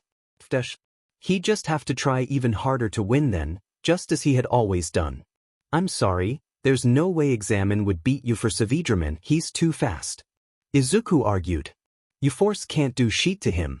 He'll just get swatted like a fly." Saya countered. As their discussion of Royal Knight's power levels continued, they leisurely arrived at the second obstacle, an enormous pit covered by a path of tightropes. They had managed to arrive there decently fast. Even if they were just walking, it seems that ignoring every obstacle and not stopping for a second was also a valid strategy. Okay, ignoring your absolutely brain-dead take? "Hey, want me to carry you across this thing?" "Nah, let's just walk through. I don't want people saying I'm the girl who got carried by her boyfriend through the whole festival." "Oh, just like Magnamon gets carried by his armor? You and I both know he'd beat Lord Nightman up, you are just too prideful to admit it." Thus, They started walking through the tightrope as if it was solid ground, their bickering continuing through the entire obstacle. They reached the next obstacle, a goddamn minefield. Okay, who's in charge of this? In the distance, they could hear the sounds of explosions, both from the few that were ahead of them and were stepping on the mines, and from Bakugo, who was most likely rapidly approaching the finish line. Ghostman, can you make a path? The ghost came out of his shadow, now back to his rookie form. Sure. The Digimon raised his hands, as little spheres of blue flame formed in his palms. The spheres then began to divide, transforming into 10 different, smaller flames, one in front of each of his fingers. Little plasma. The attack rocketed through the air before hitting the ground, each of the projectiles detonating multiple mines each, making a path in front of them. All except one. One of the flames traveled farther and faster than all the others, and maintained its height instead of dropping to the ground. Barely a few meters from the goal, Katsuki Bakugo was flying through the air at max speed, barely managing to inch out Todoroki. Then, something hit his back, making him lose his balance and fall. The moment he hit the ground, a mine detonated, sending him flying back, as Todoroki passed the finish line. Izuku looked down at his partner. Listen, Ghostman. Saya, for who knows what time that day, was rolling on the floor laughing. That was an accident. Ghostmon tried to whistle, but failed due to his non-existent lips. Suyer. All for one stared at the being. Unyielding, yet relaxed. Firm, yet humble. That is the way he had to act. Being a bit too bold meant death. Being a bit too passive meant death. Being a bit too subservient meant death. His life depended on this colossus allowing him to exist in its vicinity. Yet he wasn't scared. Why would he be? After all, his dream of absolute power was about to come true. All might, endeavor, even that fluke that had ruined his last attack, they would all fall flat in comparison to this creature. A being far beyond the imagination of anyone on this planet. That was the being currently standing in front of him, its face showing a crazy smirk, its sharp sword ready to draw blood. Its green skin entered the shadow of the portal chapter text. In the end, Izuku's and Saya's slow yet relentless rhythm had earned them 8th and 9th spot in the race. These people must be slow as hell, we just walked all the way. Saya voiced his thoughts, but maybe on a slightly higher volume than Izuku would have liked, considering they were surrounded by these people right now, and that Bakugo was shouting about wanting to murder whoever had hit him with, whatever unknown factor he had been hit with during the last segment of the race. Come on Bakubro. You placed second, that's still really impressive. Considering how Izuku didn't hear an explosion echoing throughout the station, there were only two options. Bakugo was deterred from using his quirk on someone in front of a stadium full of thousands of people. Or Bakugo had started to mature a little since his time in middle school. Somehow, both options irked Izuku. I don't know how, but I've seen him like 3 times in my life and I think I hate him more than you do already. Saya, once again, showed why Izuku couldn't live without her anymore, but you'd be surprised by how much of my dislike for Bakugo I don't show. Katsuki Bakugo is one of the only beings in existence that Izuku will never be able to like. Maybe, in the future, if Bakugo becomes something resembling a normal human being, then maybe there will be 1/100th of a chance that Izuku will make an attempt at trying to tolerate him. But it will not go further than that. Nothing about you surprises me anymore, Izuku. He couldn't help but smile. They listened to Midnight talk about the next trial, a cavalry battle, and all Izuku could think about was about the exhaustion of having to look for 2 teammates while not being close to literally anyone else in the school. Fortunately, it seems like fate took pity on him. Midoriya, would you form a team with me? The form of Fumikage Tokoyami, with dark shadow coiling around his shoulder, made itself known to him. He was surprised. He would admit that Tokoyami was one of the few names in his class that he had made the effort of memorizing. How could he not? A quirk like his was the closest he would get to a Digimon. May I ask why? Still, he didn't think the feeling was mutual, considering the boy had never made the effort of approaching him before. Not that he was easy to approach, now that he thought about it. Well, to be honest, Ghostmon has fascinated me since the first day I saw him. I've never seen someone so similar to Dark Shadow before, even his inner darkness seems as vast and liberating as his. Dark Shadow sighed. Fumi, I've told you 1,000,000 times that you won't make any friends talking like that. Izuku smiled. The boy had already made a good impression on him by calling Ghostmon by his name instead of his quirk or his monster, and the brotherly way Dark Shadow had of talking showed a bond of friendship rather than one of obedience. And honestly, at this point he much preferred the eccentric type of person. Sure, Tokoyami, let's make a team, but you'll have to accept Saya in it too. He pointed behind him. Hello, nice to meet you, Mr. Edgelord, Dark Shadowman. Izuku stifled a laugh. I like this one already. Dark Shadow said while poking Tokoyami's face. Fumikage Tokoyami is my name, what should I call you? Saya hike, sus fine though. May I ask what your quirk is? Saya closed her eyes, smiled and said, completely irrelevant in this context. Tokoyami looked at Izuku, sweat dropping. Heh, she isn't lying, but trust me, I'm not just carrying her through the tournament. Tokoyami looked worried for a second, but conceded. If someone like you trusts her enough to say that, then I have no complaints. Tokoyami and Saya shook hands. Saya also offered a handshake to Dark Shadow, who, while surprised, accepted it. We still need a fourth member though. Izuku mentioned. Oh, I know just the guy. Surprisingly, it was Saya who said this. Izuku looked incredulously at her. What? I know people. Izuku looked at her even more suspiciously. Okay, maybe "no" is a big word, but he's in my class. She pointed towards the crowd, where a boy with purple, gravity-defying hair stood, examining the rest of the competitors. Oh come on, Purple Man. You know him? Saya looked at him the same way he had looked at her before. I met him, he was going all-forgettable secondary arc villain on my class last week. Well, anyways, he's the only one from Gen Ed apart from me who passed, so he has to be good, right? I guess? He sure seemed confident when I met him. What's his name? Saya looked away. Oh come on. Wait, I'm sure I know it. It was something with an S, like Shinsuke, or... She made a show of putting her hands on her head while trying to remember. Shinso. Hitoshi Shinso. The boy in question said, standing in front of the three of them. And I heard you saying you wanted me on your team?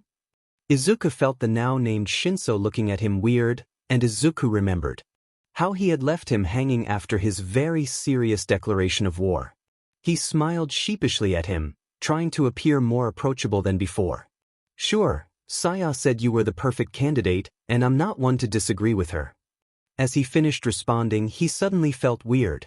He tried to look at Saya, gauging her reaction. However, he found he couldn't move his head from his spot. From the corner of his eye, he saw her looking at him weird. Oh, and why are you recommending me hike? Don't think you and I have ever interacted. While still looking at Izuku standing still, Saya knew something was weird, so she tried to gain time as she thought of a solution. Well, you're also from... She stopped talking. At this, Izuku, for the first time since the USJ incident, entered battle mode, and his faint consciousness went all out trying to solve the problem they were currently facing. However, it seems his concern was unfounded. Izuku! Ghostmon came out of his shadow, with an expression showing a mixture of worry and a minuscule amount of anger. He shook him, as if trying to gauge what was wrong with him. Then he was himself again. As Shinso tried to chat up Tokoyami, Izuku turned around and grabbed his shoulder. Shinso looked back, panicked, and his gaze went straight to Ghostmon, floating protectively around his tamer. What? How did you summon it dash?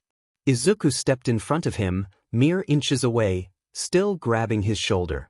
Oh, now I definitely want you in my team. That is insane. Saya, for what seemed like the millionth time that day, vocalized his thoughts. Shinso, forced by an intimidating Izuku, finished explaining his quirk. Izuku could only stare blankly at him as his head, for the first time in forever, started formulating ways to use it, possible ways to activate, support items that would enhance it, and finally, use against a real threat. Oh, I didn't think I'd see that one again. Saya said, amused, as Izuku started mumbling at an impossible-to-understand speed. Non-physical quirks had always been the most special ones for Izuku, even more so now, considering his experiences. All Might's unnamed quirk, as, well, almighty as it seemed in the human world, would fall flat in comparison to what an average Mega Digimon could accomplish with a flick of their finger. As hot as Endeavor's flames are, Izuku knew countless beings who could extinguish them as if they were the candles on a birthday cake. Yet this brainwashing, from an unknown boy in the Gen Ed course of U, as much as he thought, he didn't see how it couldn't affect a royal knight. Royal knight. Of course, it probably would last only for mere moments if applied to someone of that caliber. The effect goes away from the smallest outside interference, and if Izuku's experience was to be believed, in fight with beings such as them, with the terrain molding as they move, something like that would happen nigh instantaneously. Yet a mere moment could also mean death in that situation. Izuku was shaken out of his thinking by Saya's hand on his shoulder. She leaned into his ear. I know what you mean, but now's not the time. Saya's voice, while still playful, had a different edge to it. One that would be impossible to differentiate for anyone outside the Demon Lords, but still there. It seems that actually being affected by an attack after all this time had actually shaken her a little. He took her hand, bringing it lower and showing her a gentle smile. He looked back at Tokoyami and Shinso. The purple-haired boy just scoffed. Well, now that you know what my quirk is, I'll go look for someone else to join my team. Oh no, you're staying here, like it or not. Izuku answered with a smirk. You still want me on your team? I just tried to brainwash you. Sure, but being able to do that just shows how useful you'll be. Shinso looked a bit shocked for a second, but quickly went back to his frowning expression. Teach, and what do I win from cooperating with two stuck-up hero students? You should leave too, Hike. These type of people that have always had everything they wanted will ditch you as soon as they deem you useless. Saya was having second thoughts about not caving his face in the moment the brainwashing had disappeared, but she just looked at him with a bored expression. If you knew, she said under her breath. Izuku answered his question. Well, first of all, what do you think about me not reporting you for using your quirk outside the competition? Sounds good. Shinso stopped in his path, threw him an angry look, and finally conceded, knowing this was a losing battle. Turns out the cavalry battle was pretty easy. Who would have thought? With Tokoyami as their frontliner, Shinso on top, and Izuku and Saya on his sides, they had become quite the immovable fortress. Dark shadow protected their front. Shinso managed to brainwash anyone that got too close for comfort, and the two tamers held off anyone coming from their sides with their improved physic, even if Saya had to pretend a little. All while Ghostmon went around nabbing any band he could catch, completely independent from the team. In the end, this earned them the third spot, behind the 1,000,000 points of the Todoroki team and the not 1,000,000 points of the Bakugu team. Behind them came the Tetsu team. Izuku, after hearing this name, just thought, his parents must be assholes. While Saya leaned in his ear and whispered, you add Mon to that and I'd believe you. So Izuku had to hide his laugh as Present Mike kept commentating the event. Saya stopped hiding hers when the man listed off the names of all the competitors, and found out the guy was called Tetsu. Zuzu, you gotta pop out more. I won't have fun if you go all sneaky. Ryu shouted at his face the moment they met up with the rest of the tamers, all while shaking his shoulders. Seeing as no one was around, Pico Devimos came out of Ryu's Digivice and started pulling at Izuku's hair with his talons.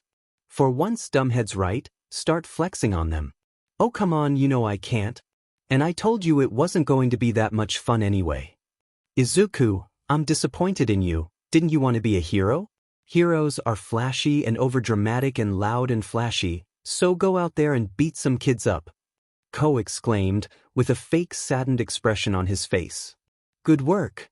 Rei told Saya, separating herself from the other part of the conversation. You hugged Izuku from his side, looking up at him with sparkly eyes. Well, I hope you enjoyed it at least you. The kid looked conflicts for a second, but ended up responding with a smile. They're right, Izuna, beat them up. Oh, not you too. He looked at the girls. looking for someone who agreed with him. He first looked at Saya. She smirked. He knew what she was gonna say, so he kept going. He looked at Hannah.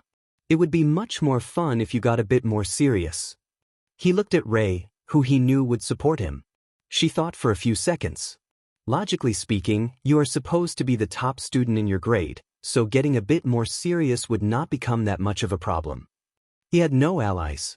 Aizawa wouldn't have come this far if he had obeyed every single order coming from his superiors. However, those superiors weren't Nizu. The hyper-intelligent animal was the one thing in the world that terrified the underground hero, so he would never think about going against his order of not confronting Izuku Midoriya.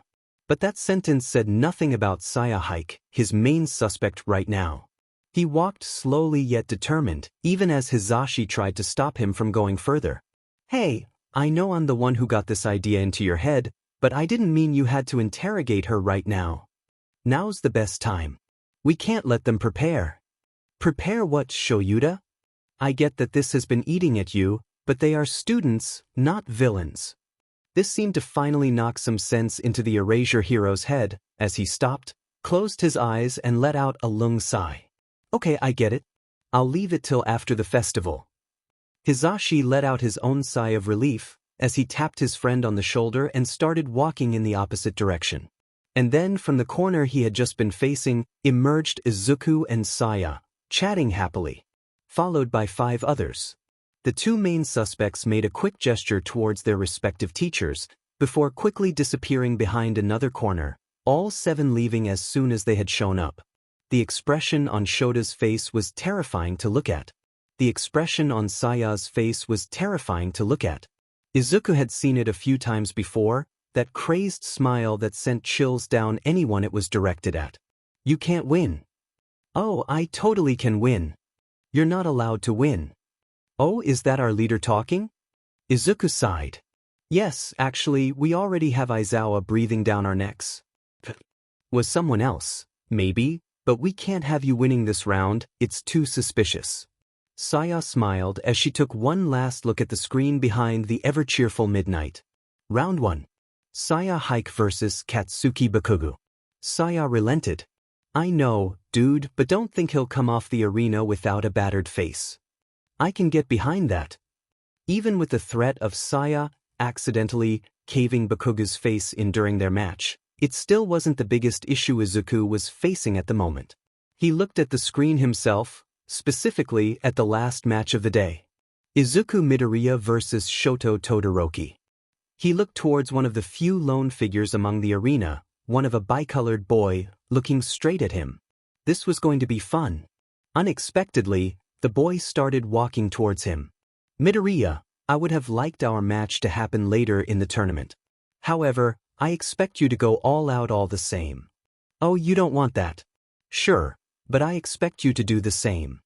Izuku unapologetically looked towards the boy's left side, making his intentions clear. Todoroki, not one to pick up clues most of the time, heard this one loud and clear, as his face took a more serious expression, if that was even possible. One close to anger. Real anger. I will never use his flames. His. The boy didn't answer, as his attention had now departed from Izuku, his glare now pointing towards one specific point in the stands. Izuku followed his eyes, and he quickly found what he was looking at.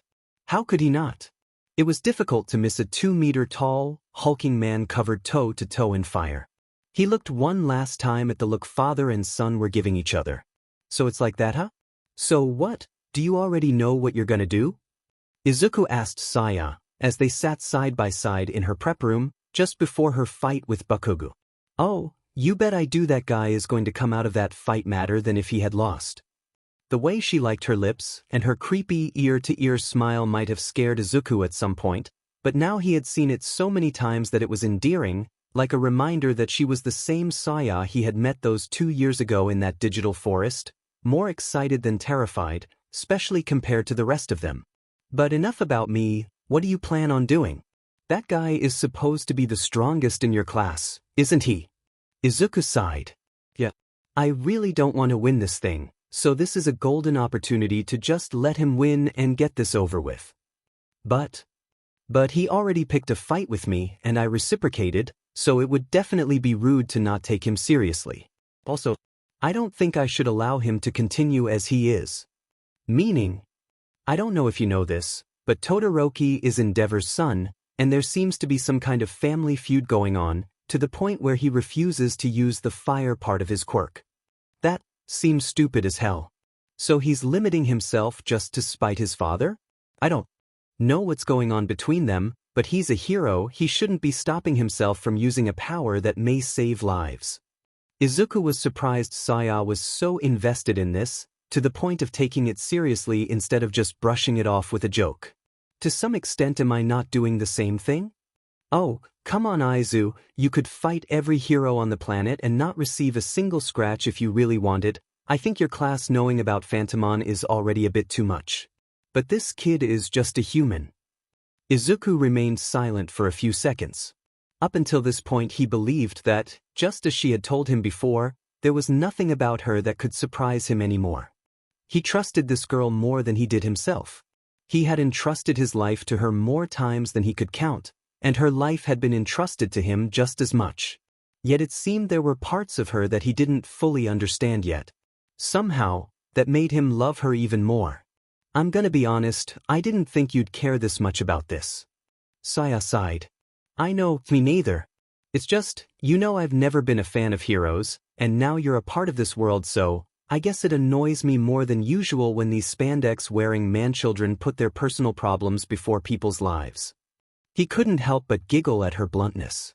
I get it. I'll try to do something to get him to go all out, but right now, it's almost time for your fight. Oh, finally! Are you ready? The stadium exploded in cheers as Present Mike hyped the upcoming battles. On one side of the stands, the group of 6 tamers cheered along, except Ray, while they stuffed their faces with co-provided popcorn. On one side, we have the perpetually angry blonde, one of the strongest of the hero course, Katsuki Bakugo. A small group of boos could almost be heard through the screaming of the crowd. On the other side, one of the surprises of the tournament, who easily bulldozed through the first and second rounds. From general studies, Saya Hike. While unnoticeably smaller, the cheering started once again, as the beautiful white-haired girl stepped into the arena with a smile on her face. I hope Bakugo doesn't hurt her too badly, she's just a civilian. Hantashiro was the first to express his concern in regards to the fight, a concern many of the members of Class 1A were currently having. Don't worry. Bakubro wouldn't do something as unmanly as that. Kirishima reassured him. Hey, that girl and Midori have something going on, right? I smell love in the air. Mina continued, unbothered by their worry. They're definitely close, which is strange, considering Midoriya's reticent to bonding with anyone in our class. Momo Yaoyorozu voiced her opinion, as she concentrated on both fighters' expressions. Tokoyami, you teamed up with them in the cavalry race, what were they like? Jair asked. Their relationship was certainly one forged through countless obstacles. Tainted with darkness, yet able to find the light all the same. Everyone looked unimpressed at the boy, as dark shadow appeared around his shoulder. Dating. He stated. Speaking of Midoriya, where is he? After looking around, nobody could answer that question. At the same time, a shout of, kick his butt, escaped a popcorn-filled mouth from the other side of the stadium. She was excited. She didn't think she would be, after all, she was fighting a bratty human child who didn't pose any threat. Yet somehow, the cheering of the crowd, the atmosphere, the fact that she was fighting alone. Has that ever even happened? She was a natural-born fighter. The clash of ideals, the adrenaline, the pain that clouded her thinking, the pride when a new move worked, the morbid excitement when she felt her opponent fall before her knees. She had known that for a long time, and these feelings had only exploded the moment she hit the digital world. And yet, she hated seeing those she cared about fighting for their lives. It was what had earned her the crown of sloth in the first place. So maybe, a non-lethal setting was her calling all along. She looked towards the other side of the arena, where Bakugo was standing. Contrary to what she had anticipated, his expression wasn't the permanent grumpy one he always had. He was taking this seriously. Good. Even if she wasn't allowed to, she was confident in being able to win this fight, but she had to admit this wasn't exactly as easy as she was making it out to be. She was fighting alone, while being limited to using the physical abilities one would expect from a normal human, against a boy who had explosions for hands. So she just had her technique, a human body, and, "Hey Blondie, so nice that we get to fight here. Wonder if I'll be able to kick your ball in again." Psychological warfare. He didn't respond, but she could see his expression slightly changing. "You're gonna fall for it, kid." Her plan was to make him the maddest possible before throwing the fight, and she was at least going to have fun while doing it. Sometimes she wondered why exactly she had such a distaste for Bakugo. He was irritating, loud, and obnoxious, but she hadn't interacted enough with him to hate him enough to go to such lengths to annoy him. Maybe it was the way he had made Izuku's life hell that made her do this, but the boy hadn't talked enough about his bullying to make such an impact on Saya. So maybe she just wanted a punching bag.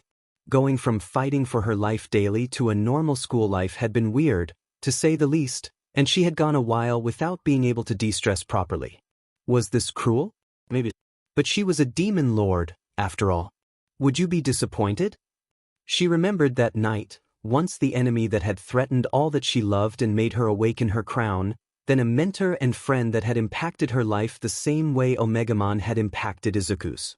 Nah, after all, you were also a battle. Junkie, Gankoman. She stepped into the arena. "Watch me, Fascaman," she whispered. This time, her Digivice didn't answer with a snore. "Start." Bakugo shot towards her at breaking speed, explosions going off behind him as he raised a sparking hand above her head. "You don't have a combat quirk, so I'll just send you flying. Remember, human movement." She sidestepped to his left just as his right hand was about to collide with her, dodging the blast. "Openings everywhere, but I can't hit them. This is more frustrating than I thought." He used a small blast to quickly gyrate his body, appearing on her face once again, his hand now going low. She stepped back out of the way of the rising attack, dodging the center of the explosion, but being graced by the remaining heat. The match continued the same for a few minutes, with Bakugo throwing explosion after explosion, blasting across the arena like a shooting star, while Saya used her instincts to barely jump out the way. Sometimes, she'd let the after effects of the attacks get her, leaving her head filled with small burns. Saya Hike continues to dodge our hero's attacks as if it was second nature, but the damage is piling up. Can our general studies competitor really go for much longer? Oh, she could go for days, but present Mike didn't need to know that. She had been slowing down throughout the fight, letting more and more blasts grace her, but that hadn't made Bakugo more confident. Instead, he seemed madder. Well, Saya hadn't stopped smirking at him at a single point in the fight. "Come back here, Beach, and fight like you mean it." Yep, psychological warfare definitely worked. Another barrage of attacks of explosions came her way, each one of them gracing her, and making her uniform more and more charred. In the bleachers, Izuku suddenly felt as if he was forgetting something. Bakugo kept going, shouting obscenities at every opportunity, like a rabid dog off a leash. Yet it was all predictable. When fighting a giant dinosaur capable of destroying the island you were standing in at will, one couldn't expect anything from them. They'd go from passive to active, from calm to aggressive, from close to long range in the blink of an eye, without any observable tell. It was impossible to predict what a wild animal of that caliber would do when threatened, so the only thing they could do was overpower them through pure strength. But intelligent beings, especially humans not used to real fights, had a pattern. So when Bakugo sent his right hand barreling towards her head from the side, and she saw that hand flinch for just a second due to the physical strain it was suffering, she knew her opportunity had come. Immediately, she did the splits, lowering her body enough for the blast to disappear safely above her head. Bakugo, for one valuable second, was stunned, not expecting his opponent to maintain the close range she had desperately avoided during the entire battle. During that second, Saya turned, converting her extended legs into a low sweep with the maximum amount of strength her human body allowed, sending Bakugo into the ground. Still on the ground, she put her legs together before pushing back with them, turning her position into a handstand, with her legs pointing straight into the still falling form of Bakugu's stomach. She pushed, and the dazed boy flew a good few feet into the air. She could see his expression for a moment, looking straight at her while he spun in the air. She had never seen a human with such hateful eyes. Her smirk widened. That's how a real fight should be. She wasn't done with him. She turned her kick into a backflip, landing on her feet just as Bakugu was about to fall back into the ground. Now, the finishing touch. She raised her leg behind her. And just as her opponent was about to land, she sent it barreling forward, delivering a soccer kick straight to Bakugu's face that sent him flying back. The stadium, even Mike, remained silent for a few seconds before exploding into cheers. She made a show of bowing towards the audience. But of course, that hadn't been enough to knock out Bakugu. He slowly raised, his nose bloody, clutching his stomach, and with a look in his eyes that would have given a heart attack to a weak-willed person. To Saya, it just made her heart beat faster. What surprised her the most, though, was that Bakugu wasn't shouting, his eyes showing enough anger as is. He spoke. First shitty Deku, then half and now you. There was so much blood in his voice that she thought he might develop anemia. One after another, you FING extras keep trying to humiliate me. How? How is a beach with a shitty quirk like you fighting me? How did that quirkless loser become so strong? She smiled, her voice just high enough for him to hear her. Wouldn't you like to know? For him, this was a life-changing experience. For her, this was a relaxing Friday. One where she tried to recover just a bit of the instincts she had left behind in the world that had sometimes been her paradise, and sometimes her own personal hell. And she refused to let this boy's mental state ruin her fun. This pathetic being may have scarred the person she owed her life to more than any universal threat they had faced. If anything, his breakdown amused her. She didn't mind being the villain in his story. She was not a hero. She was a demon. Bakugu finished standing up. And with a shout, he charged. Somehow, his attacks became faster and his explosions wider, as if he had been holding back. Saya knew he hadn't been. Her smile kept growing and growing. The boy was evolving mid-fight. That's exactly how a fight is supposed to be. She kept dodging and weaving through his attacks. Now some of the after effects of the explosions weren't hitting her on purpose, but because she couldn't fully dodge them. But now, she was fighting back. Whenever a small opening appeared, she battered it with rolling kicks and haymakers. And he still wouldn't fall. Now with his eyes glazed over, acting on pure instinct, the blasts kept coming from every angle. From the commentator's booth, Aizawa was extremely impressed at the girl's performance, but he couldn't shake the feeling there was something wrong with her movements. Inefficient. Yes, that was it, her moves were inefficient. No matter how close he looked or how many punches she threw, between them, there wasn't a single jab, fast kick or feint. Every hit she threw, it was 100% of her strength. The style didn't come from formal training, she'd be kicked out of any self-respecting dojo. The girl was relying entirely on instincts, ones that could only be honed through an astounding amount of experience. And it was working tremendously well. For what? He didn't want to think as to why she had so much experience. The girl was close to Midoriya, and that group had something going on that he was going to discover, but that wasn't the problem right now. Why would her style develop that way? What the hell had she been fighting that she needed to put every ounce of her strength into every hit to damage it? He shivered thinking about it. As much fun as she was having, she had to end this soon. This was already too much attention, and she didn't want Izuku getting mad at her. So she kept dodging, stepping back at every attack, her smirk still taunting the feral Bakugu. And at one of his explosions, she stepped back once again. A second swing was coming after her, but she didn't even try to dodge it. A wall of cement erupted between them. Saya hike is out of bounds. The winner of this round is Katsuki Bakugu. Midnight announced.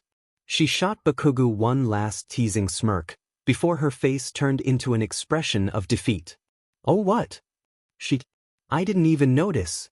She fell to the ground as if she was too tired to remain standing, and she was surprised to find she was actually a bit out of breath. The crowd exploded into cheers, but Cementos wasn't as happy. He was currently restraining Bakugu, who kept screaming insults at her. She brushed off the health personnel after showing them she could walk just fine, before leaving the stadium while saluting the audience. She wasn't surprised to find Izuku waiting for her in the tunnel. That was you being subtle? She didn't want to deal with this right now. She walked up to him, grabbed him by the collar and kissed him. They separated when they were out of breath, and Saya kept walking towards the changing room, stretching her arms above her, her burnt uniform basically falling off her as she walked. I had fun. She knew Izuku couldn't stay angry at her. His frown turned into a soft smile. I'm glad. Aizawa assumed no one else had noticed it, and if they had, they obviously wouldn't give it much thought. Why would they? It was such an irrelevant thing that most people wouldn't even register it, and if they did, they wouldn't have the information to actually think anything about it. But Aizawa wasn't like most people. Aizawa was currently obsessed, and as unhealthy as this was, it had, at the end, yielded results. Because as more and more of Bakugo's explosions graced the girl, her uniform had burnt. And especially, her right sleeve had received quite a lot of damage. And below it was a digital watch.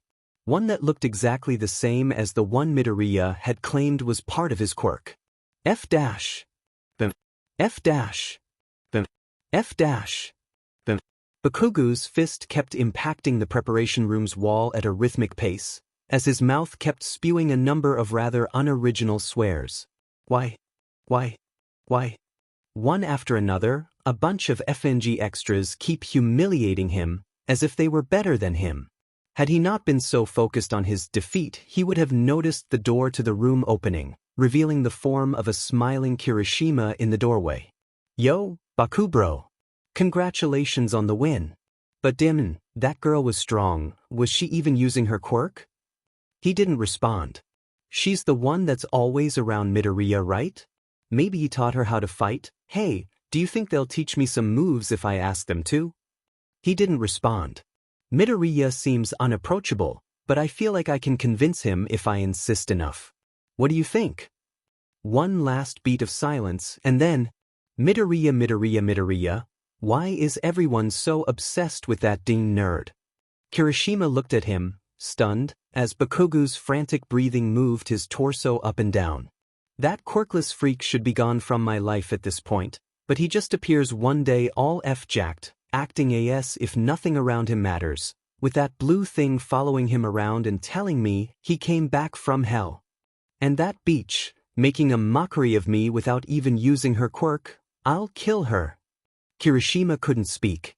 He knew Bakugo was hot-tempered, but to explode like this all of a sudden? Also quirkless? Midoriya? That Midoriya? And why was he so angry at him? He knew they had known each other before coming to UA, but what kind of history did they have? Questions for later though, this was more important. Kirishima still fought every day against his past as a coward. The past where he couldn't protect those close to him, cursed to watch from a distance as the true heroes acted while he remained frozen. One of the many things he had promised himself when he miraculously managed to get into UA was that he would see things to the end, and a temper tantrum wasn't going to be the first thing that would make him break those promises. He understood that maybe, in the future, there'll be something that will, but that won't be the end of him. A real man always gets back up after falling. He strengthened his resolve, scowled, put up the manliest expression he knew of, and spoke his mind. If you are so confused, why don't you just ask him? Bakugo actually had the decency to look downwards, as if he had already thought about that. As if I could talk with him at this point. He understood. You're just salty, stop being a baby and go ask already, then you can work on your anger problems. Bakugo exploded, and raised his hand to attack him. Kirishima punched him in the face. You are so weak after the fight even my Neta could beat you, so go rest and come fight me in the next round. Bakugo looked at him, completely baffled by the attitude of the one he had considered just a muckle-brain idiot. Kirishima started walking towards the door.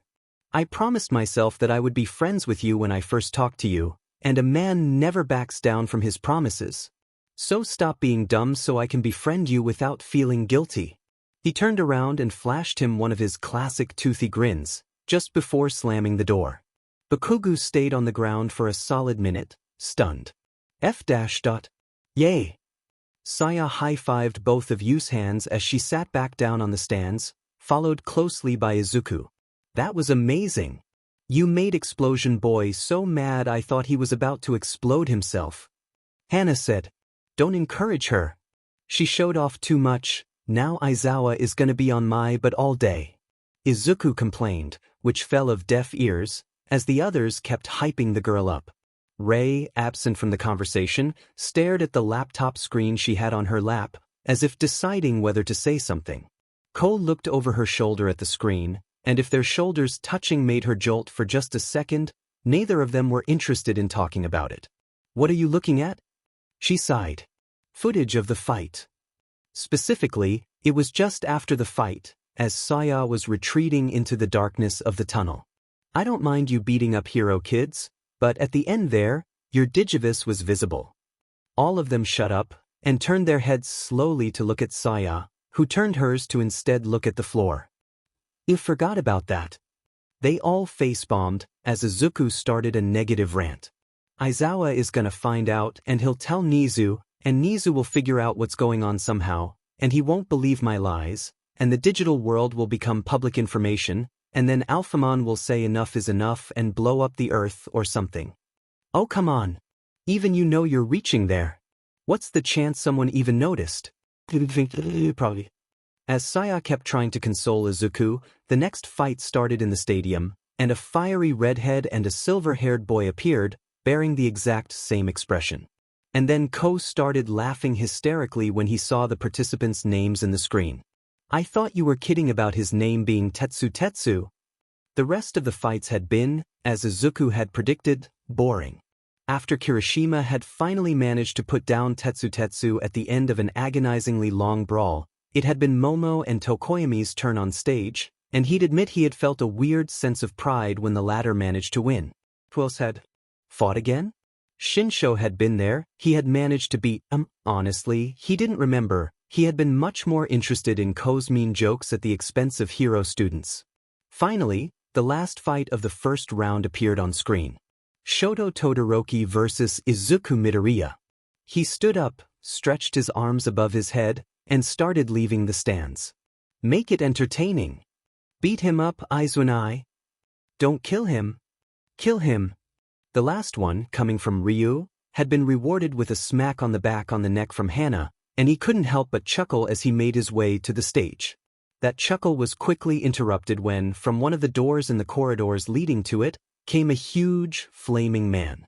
The Izuku of the past probably knew every single fact there was to know about this man, from his sidekicks, to his schedule, to his favorite food. He would have cowered in both fear and excitement as the man towered above him. The current Izuku considered him a much less interesting version of a Merriman. Bipthiway, he had never managed to touch one of those himself. Do they have some kind of core or are they just a mass of flames? Ghostman's fire is more solid, but there seemed more fluid so. "All right, Endeavor." Endeavor looked at him with that seemingly perpetual angry expression of his, considered him for a moment, then spoke. "Oh ho, so you're here. So this man is the reason Todoroki has been trying to prove himself, huh?" He more or less understood the relationship these two had, but he didn't know nor cared to learn the details of it. Abusive parent and broken child, what a classic. "If you'll excuse me." He made his way past him. "It seems you are the top scorer this year." "That's good, my Shoto is destined to surpass All Might, so making his debut by beating someone with the same qualifications as him will no doubt prove useful." Maybe because his behavior reminded him of the enemies he had fought in the past, or maybe because of pure entertainment, Izuku stopped. "How boring." Endeavor looked at him irritated. "What? You, and your desire for power, they're boring. You're too weak to get the top one spot, so you had a kid so he could fight your battles. And here I thought it was supposed to be the other way around. Truly the mindset of the eternal number two." Izuku had, long ago, promised himself that he would always be a human. Seems pointless, but when you spend so much time in that other world, when you find yourself interacting with Digimon every passing moment of the day, with them being everything around you, the line between human and Digimon starts to become less and less clear. He usually didn't have a problem with this, But sometimes, that line of thinking just appeared in his head without his permission. A being as fickle as this one, yearning for more and more power yet not realizing he's like an ant compared to the truly strong. Humans really are weird, huh? Endeavor slowly took in what he said, and his face took the look of something that would make a child cry with a glance. His tone became straight-up murderous, and every word was separated by a long pause. What did you say? Izuku turned around and kept walking. You heard me. Bye-bye, number 2, hope you enjoy the fight. He could hear the wall crumbling under the force of a fist a few seconds after he left. As he exited the tunnel, the cheers of the crowds clouded his ears, and the brightness of the sun blinded his eyes. That didn't stop him from reaching the stage and entering a staring contest with Todoroki, who had taken positions a few seconds before him. While the commentary waited for the crowds clapping and shouting to stop, Todoroki spoke. Once again, I'm asking you to go all out in this fight, Midoriya. Oh right, he never ended up answering that, did he? Have you reconsidered what I told you about going all out yourself? Again, I will never use his flames. There was again that feeling that resembled his wrath so much. It was impressive, honestly, how a human could put so much venom in his voice. Whatever Endeavor had done to his kid, it was serious. Midnight finished explaining the rules of the fight, and Present Mike started presenting the competitors. Then, I don't think I can agree with your request. For some reason, he wanted to get to the bottom of this. What? He wanted to know what could have created an anger so pure. Ghostmon. The ghost popped out of his shadow and shot him a questioning look. Start. Present Mic's voice resonated throughout the stadium. Don't interfere. His command toward his partner shot through Todoroki like an arrow, so much so that he saw him physically flinch. Sure. The ghost responded nonchalantly, not worried about his tamer for a second, and went back into his shadow. Todoroki's shocked face was fun to see. For someone so ice-cold all the time, he could make some exaggerated expressions sometimes. So it seems you aren't taking me seriously at all. I'll show you and him that I can win without using his fire. A huge wave of ice spikes came barreling towards Izuku, and the dust and water vapor obscured the sight of the stage for a few seconds. Was that a direct hit? Could this long-awaited fight be over so quickly?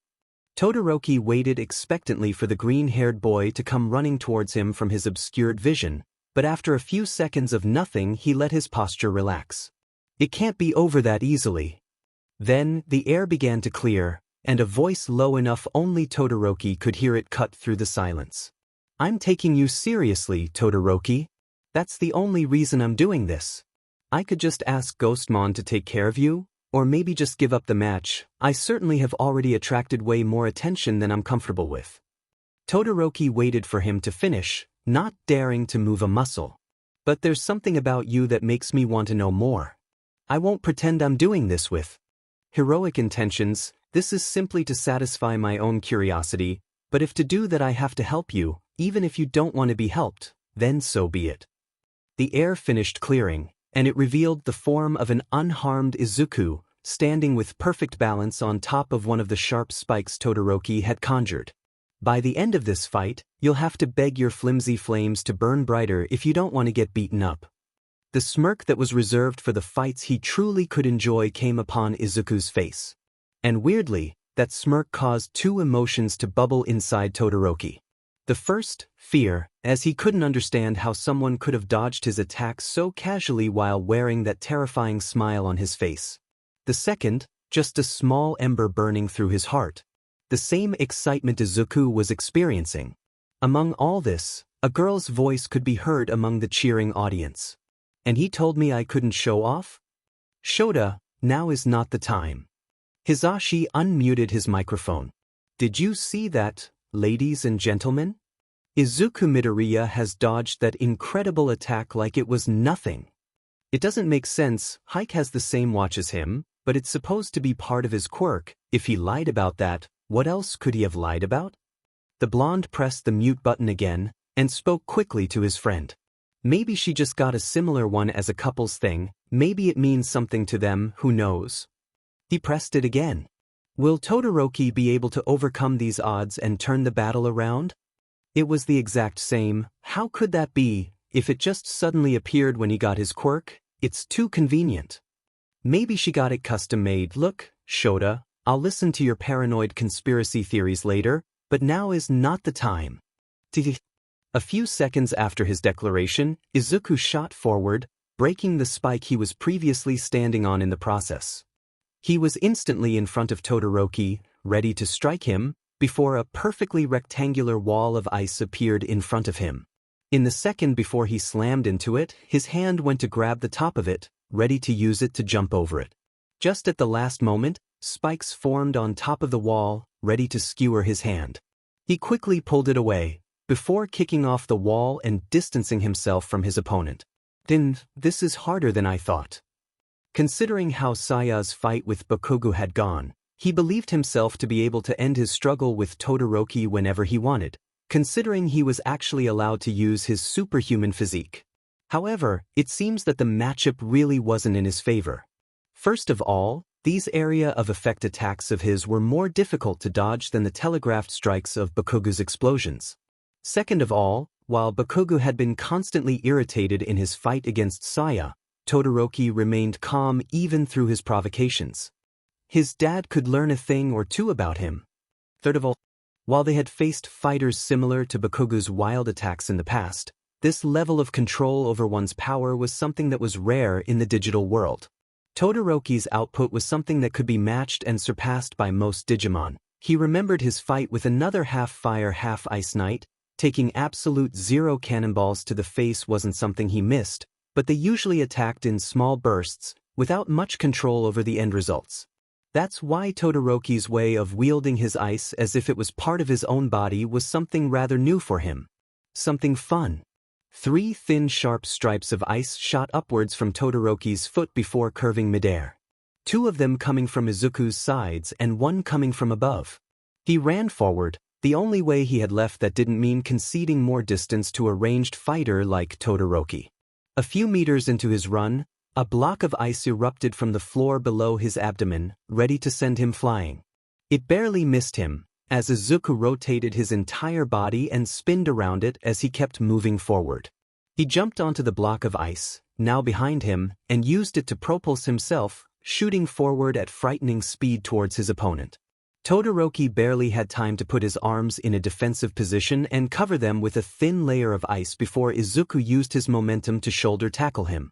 His defense did the trick though, as he was able to barely stop himself before crossing the outer line of the stage.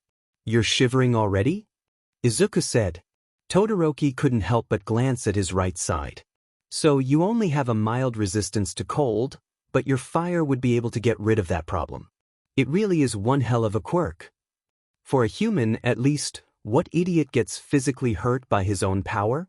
Todoroki, I'll say it again, if you think you can beat me without going all out, you're heavily underestimating me." The boy's expression turned into a scowl once again. "I can say the same to you." A new barrage of ice exploded towards him, bigger and faster than before. Izuku jumped to avoid it, but Todoroki was waiting for that. A small, barely noticeable cover of frost connected his right side with the broken remains of the ice he had used before. He channeled his power into it, and new spikes formed from the remains all around the stage and flew through the air to meet the airborne form of Izuku. So he made the first strike stronger to trick me into believing it was his main attack. Smart, but not enough. He shouted. In a moment, just before the attack made impact, he turned his body to kick the closest spike, breaking the top off. He picked it up like a sword, and turned his body once again to slash in a circle around him, cutting off the top of every attack around him and leaving Todoroki speechless. As he fell, he shot the weapon in his hand towards his opponent, now visibly shaking because of the cold. He couldn't conjure a wall after that large of an attack, so he quickly moved his head away from the projectile, avoiding it crashing into his face, but leaving a small cut on his cheek, which quickly began to drip a few drops of blood. The moment Izuku touched the ground, he jumped towards him once again, appearing before him before he could even take a breather. The shivering Todoroki could barely dodge the first punch that came his way,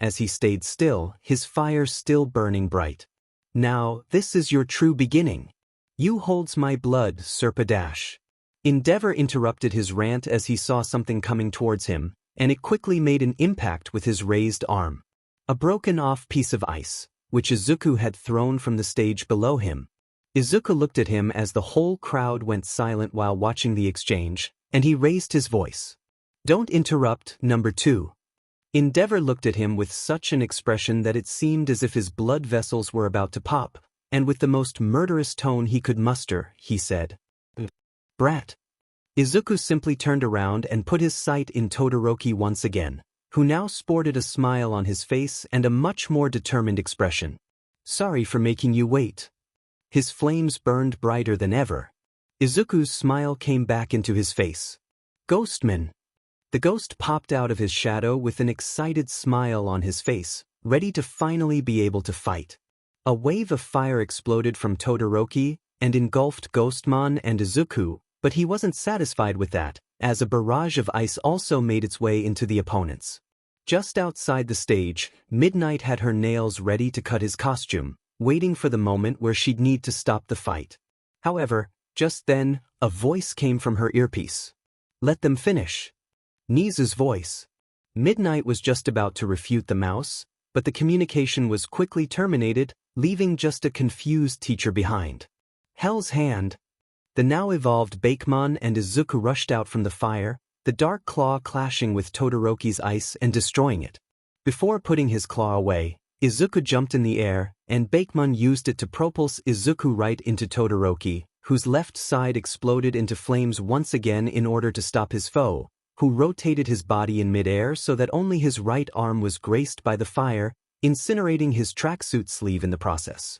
With Izuku now not having the right angle to attack, Todoroki turned his sight to look for his companion. "Where's he?" He realized just a bit too late, as he frantically turned his head to look back at Izuku, whose smile hadn't faltered for a second. His watch shone bright, and a shadowy fist coming from the ghost that was just inside it collided with his face, sending him flying.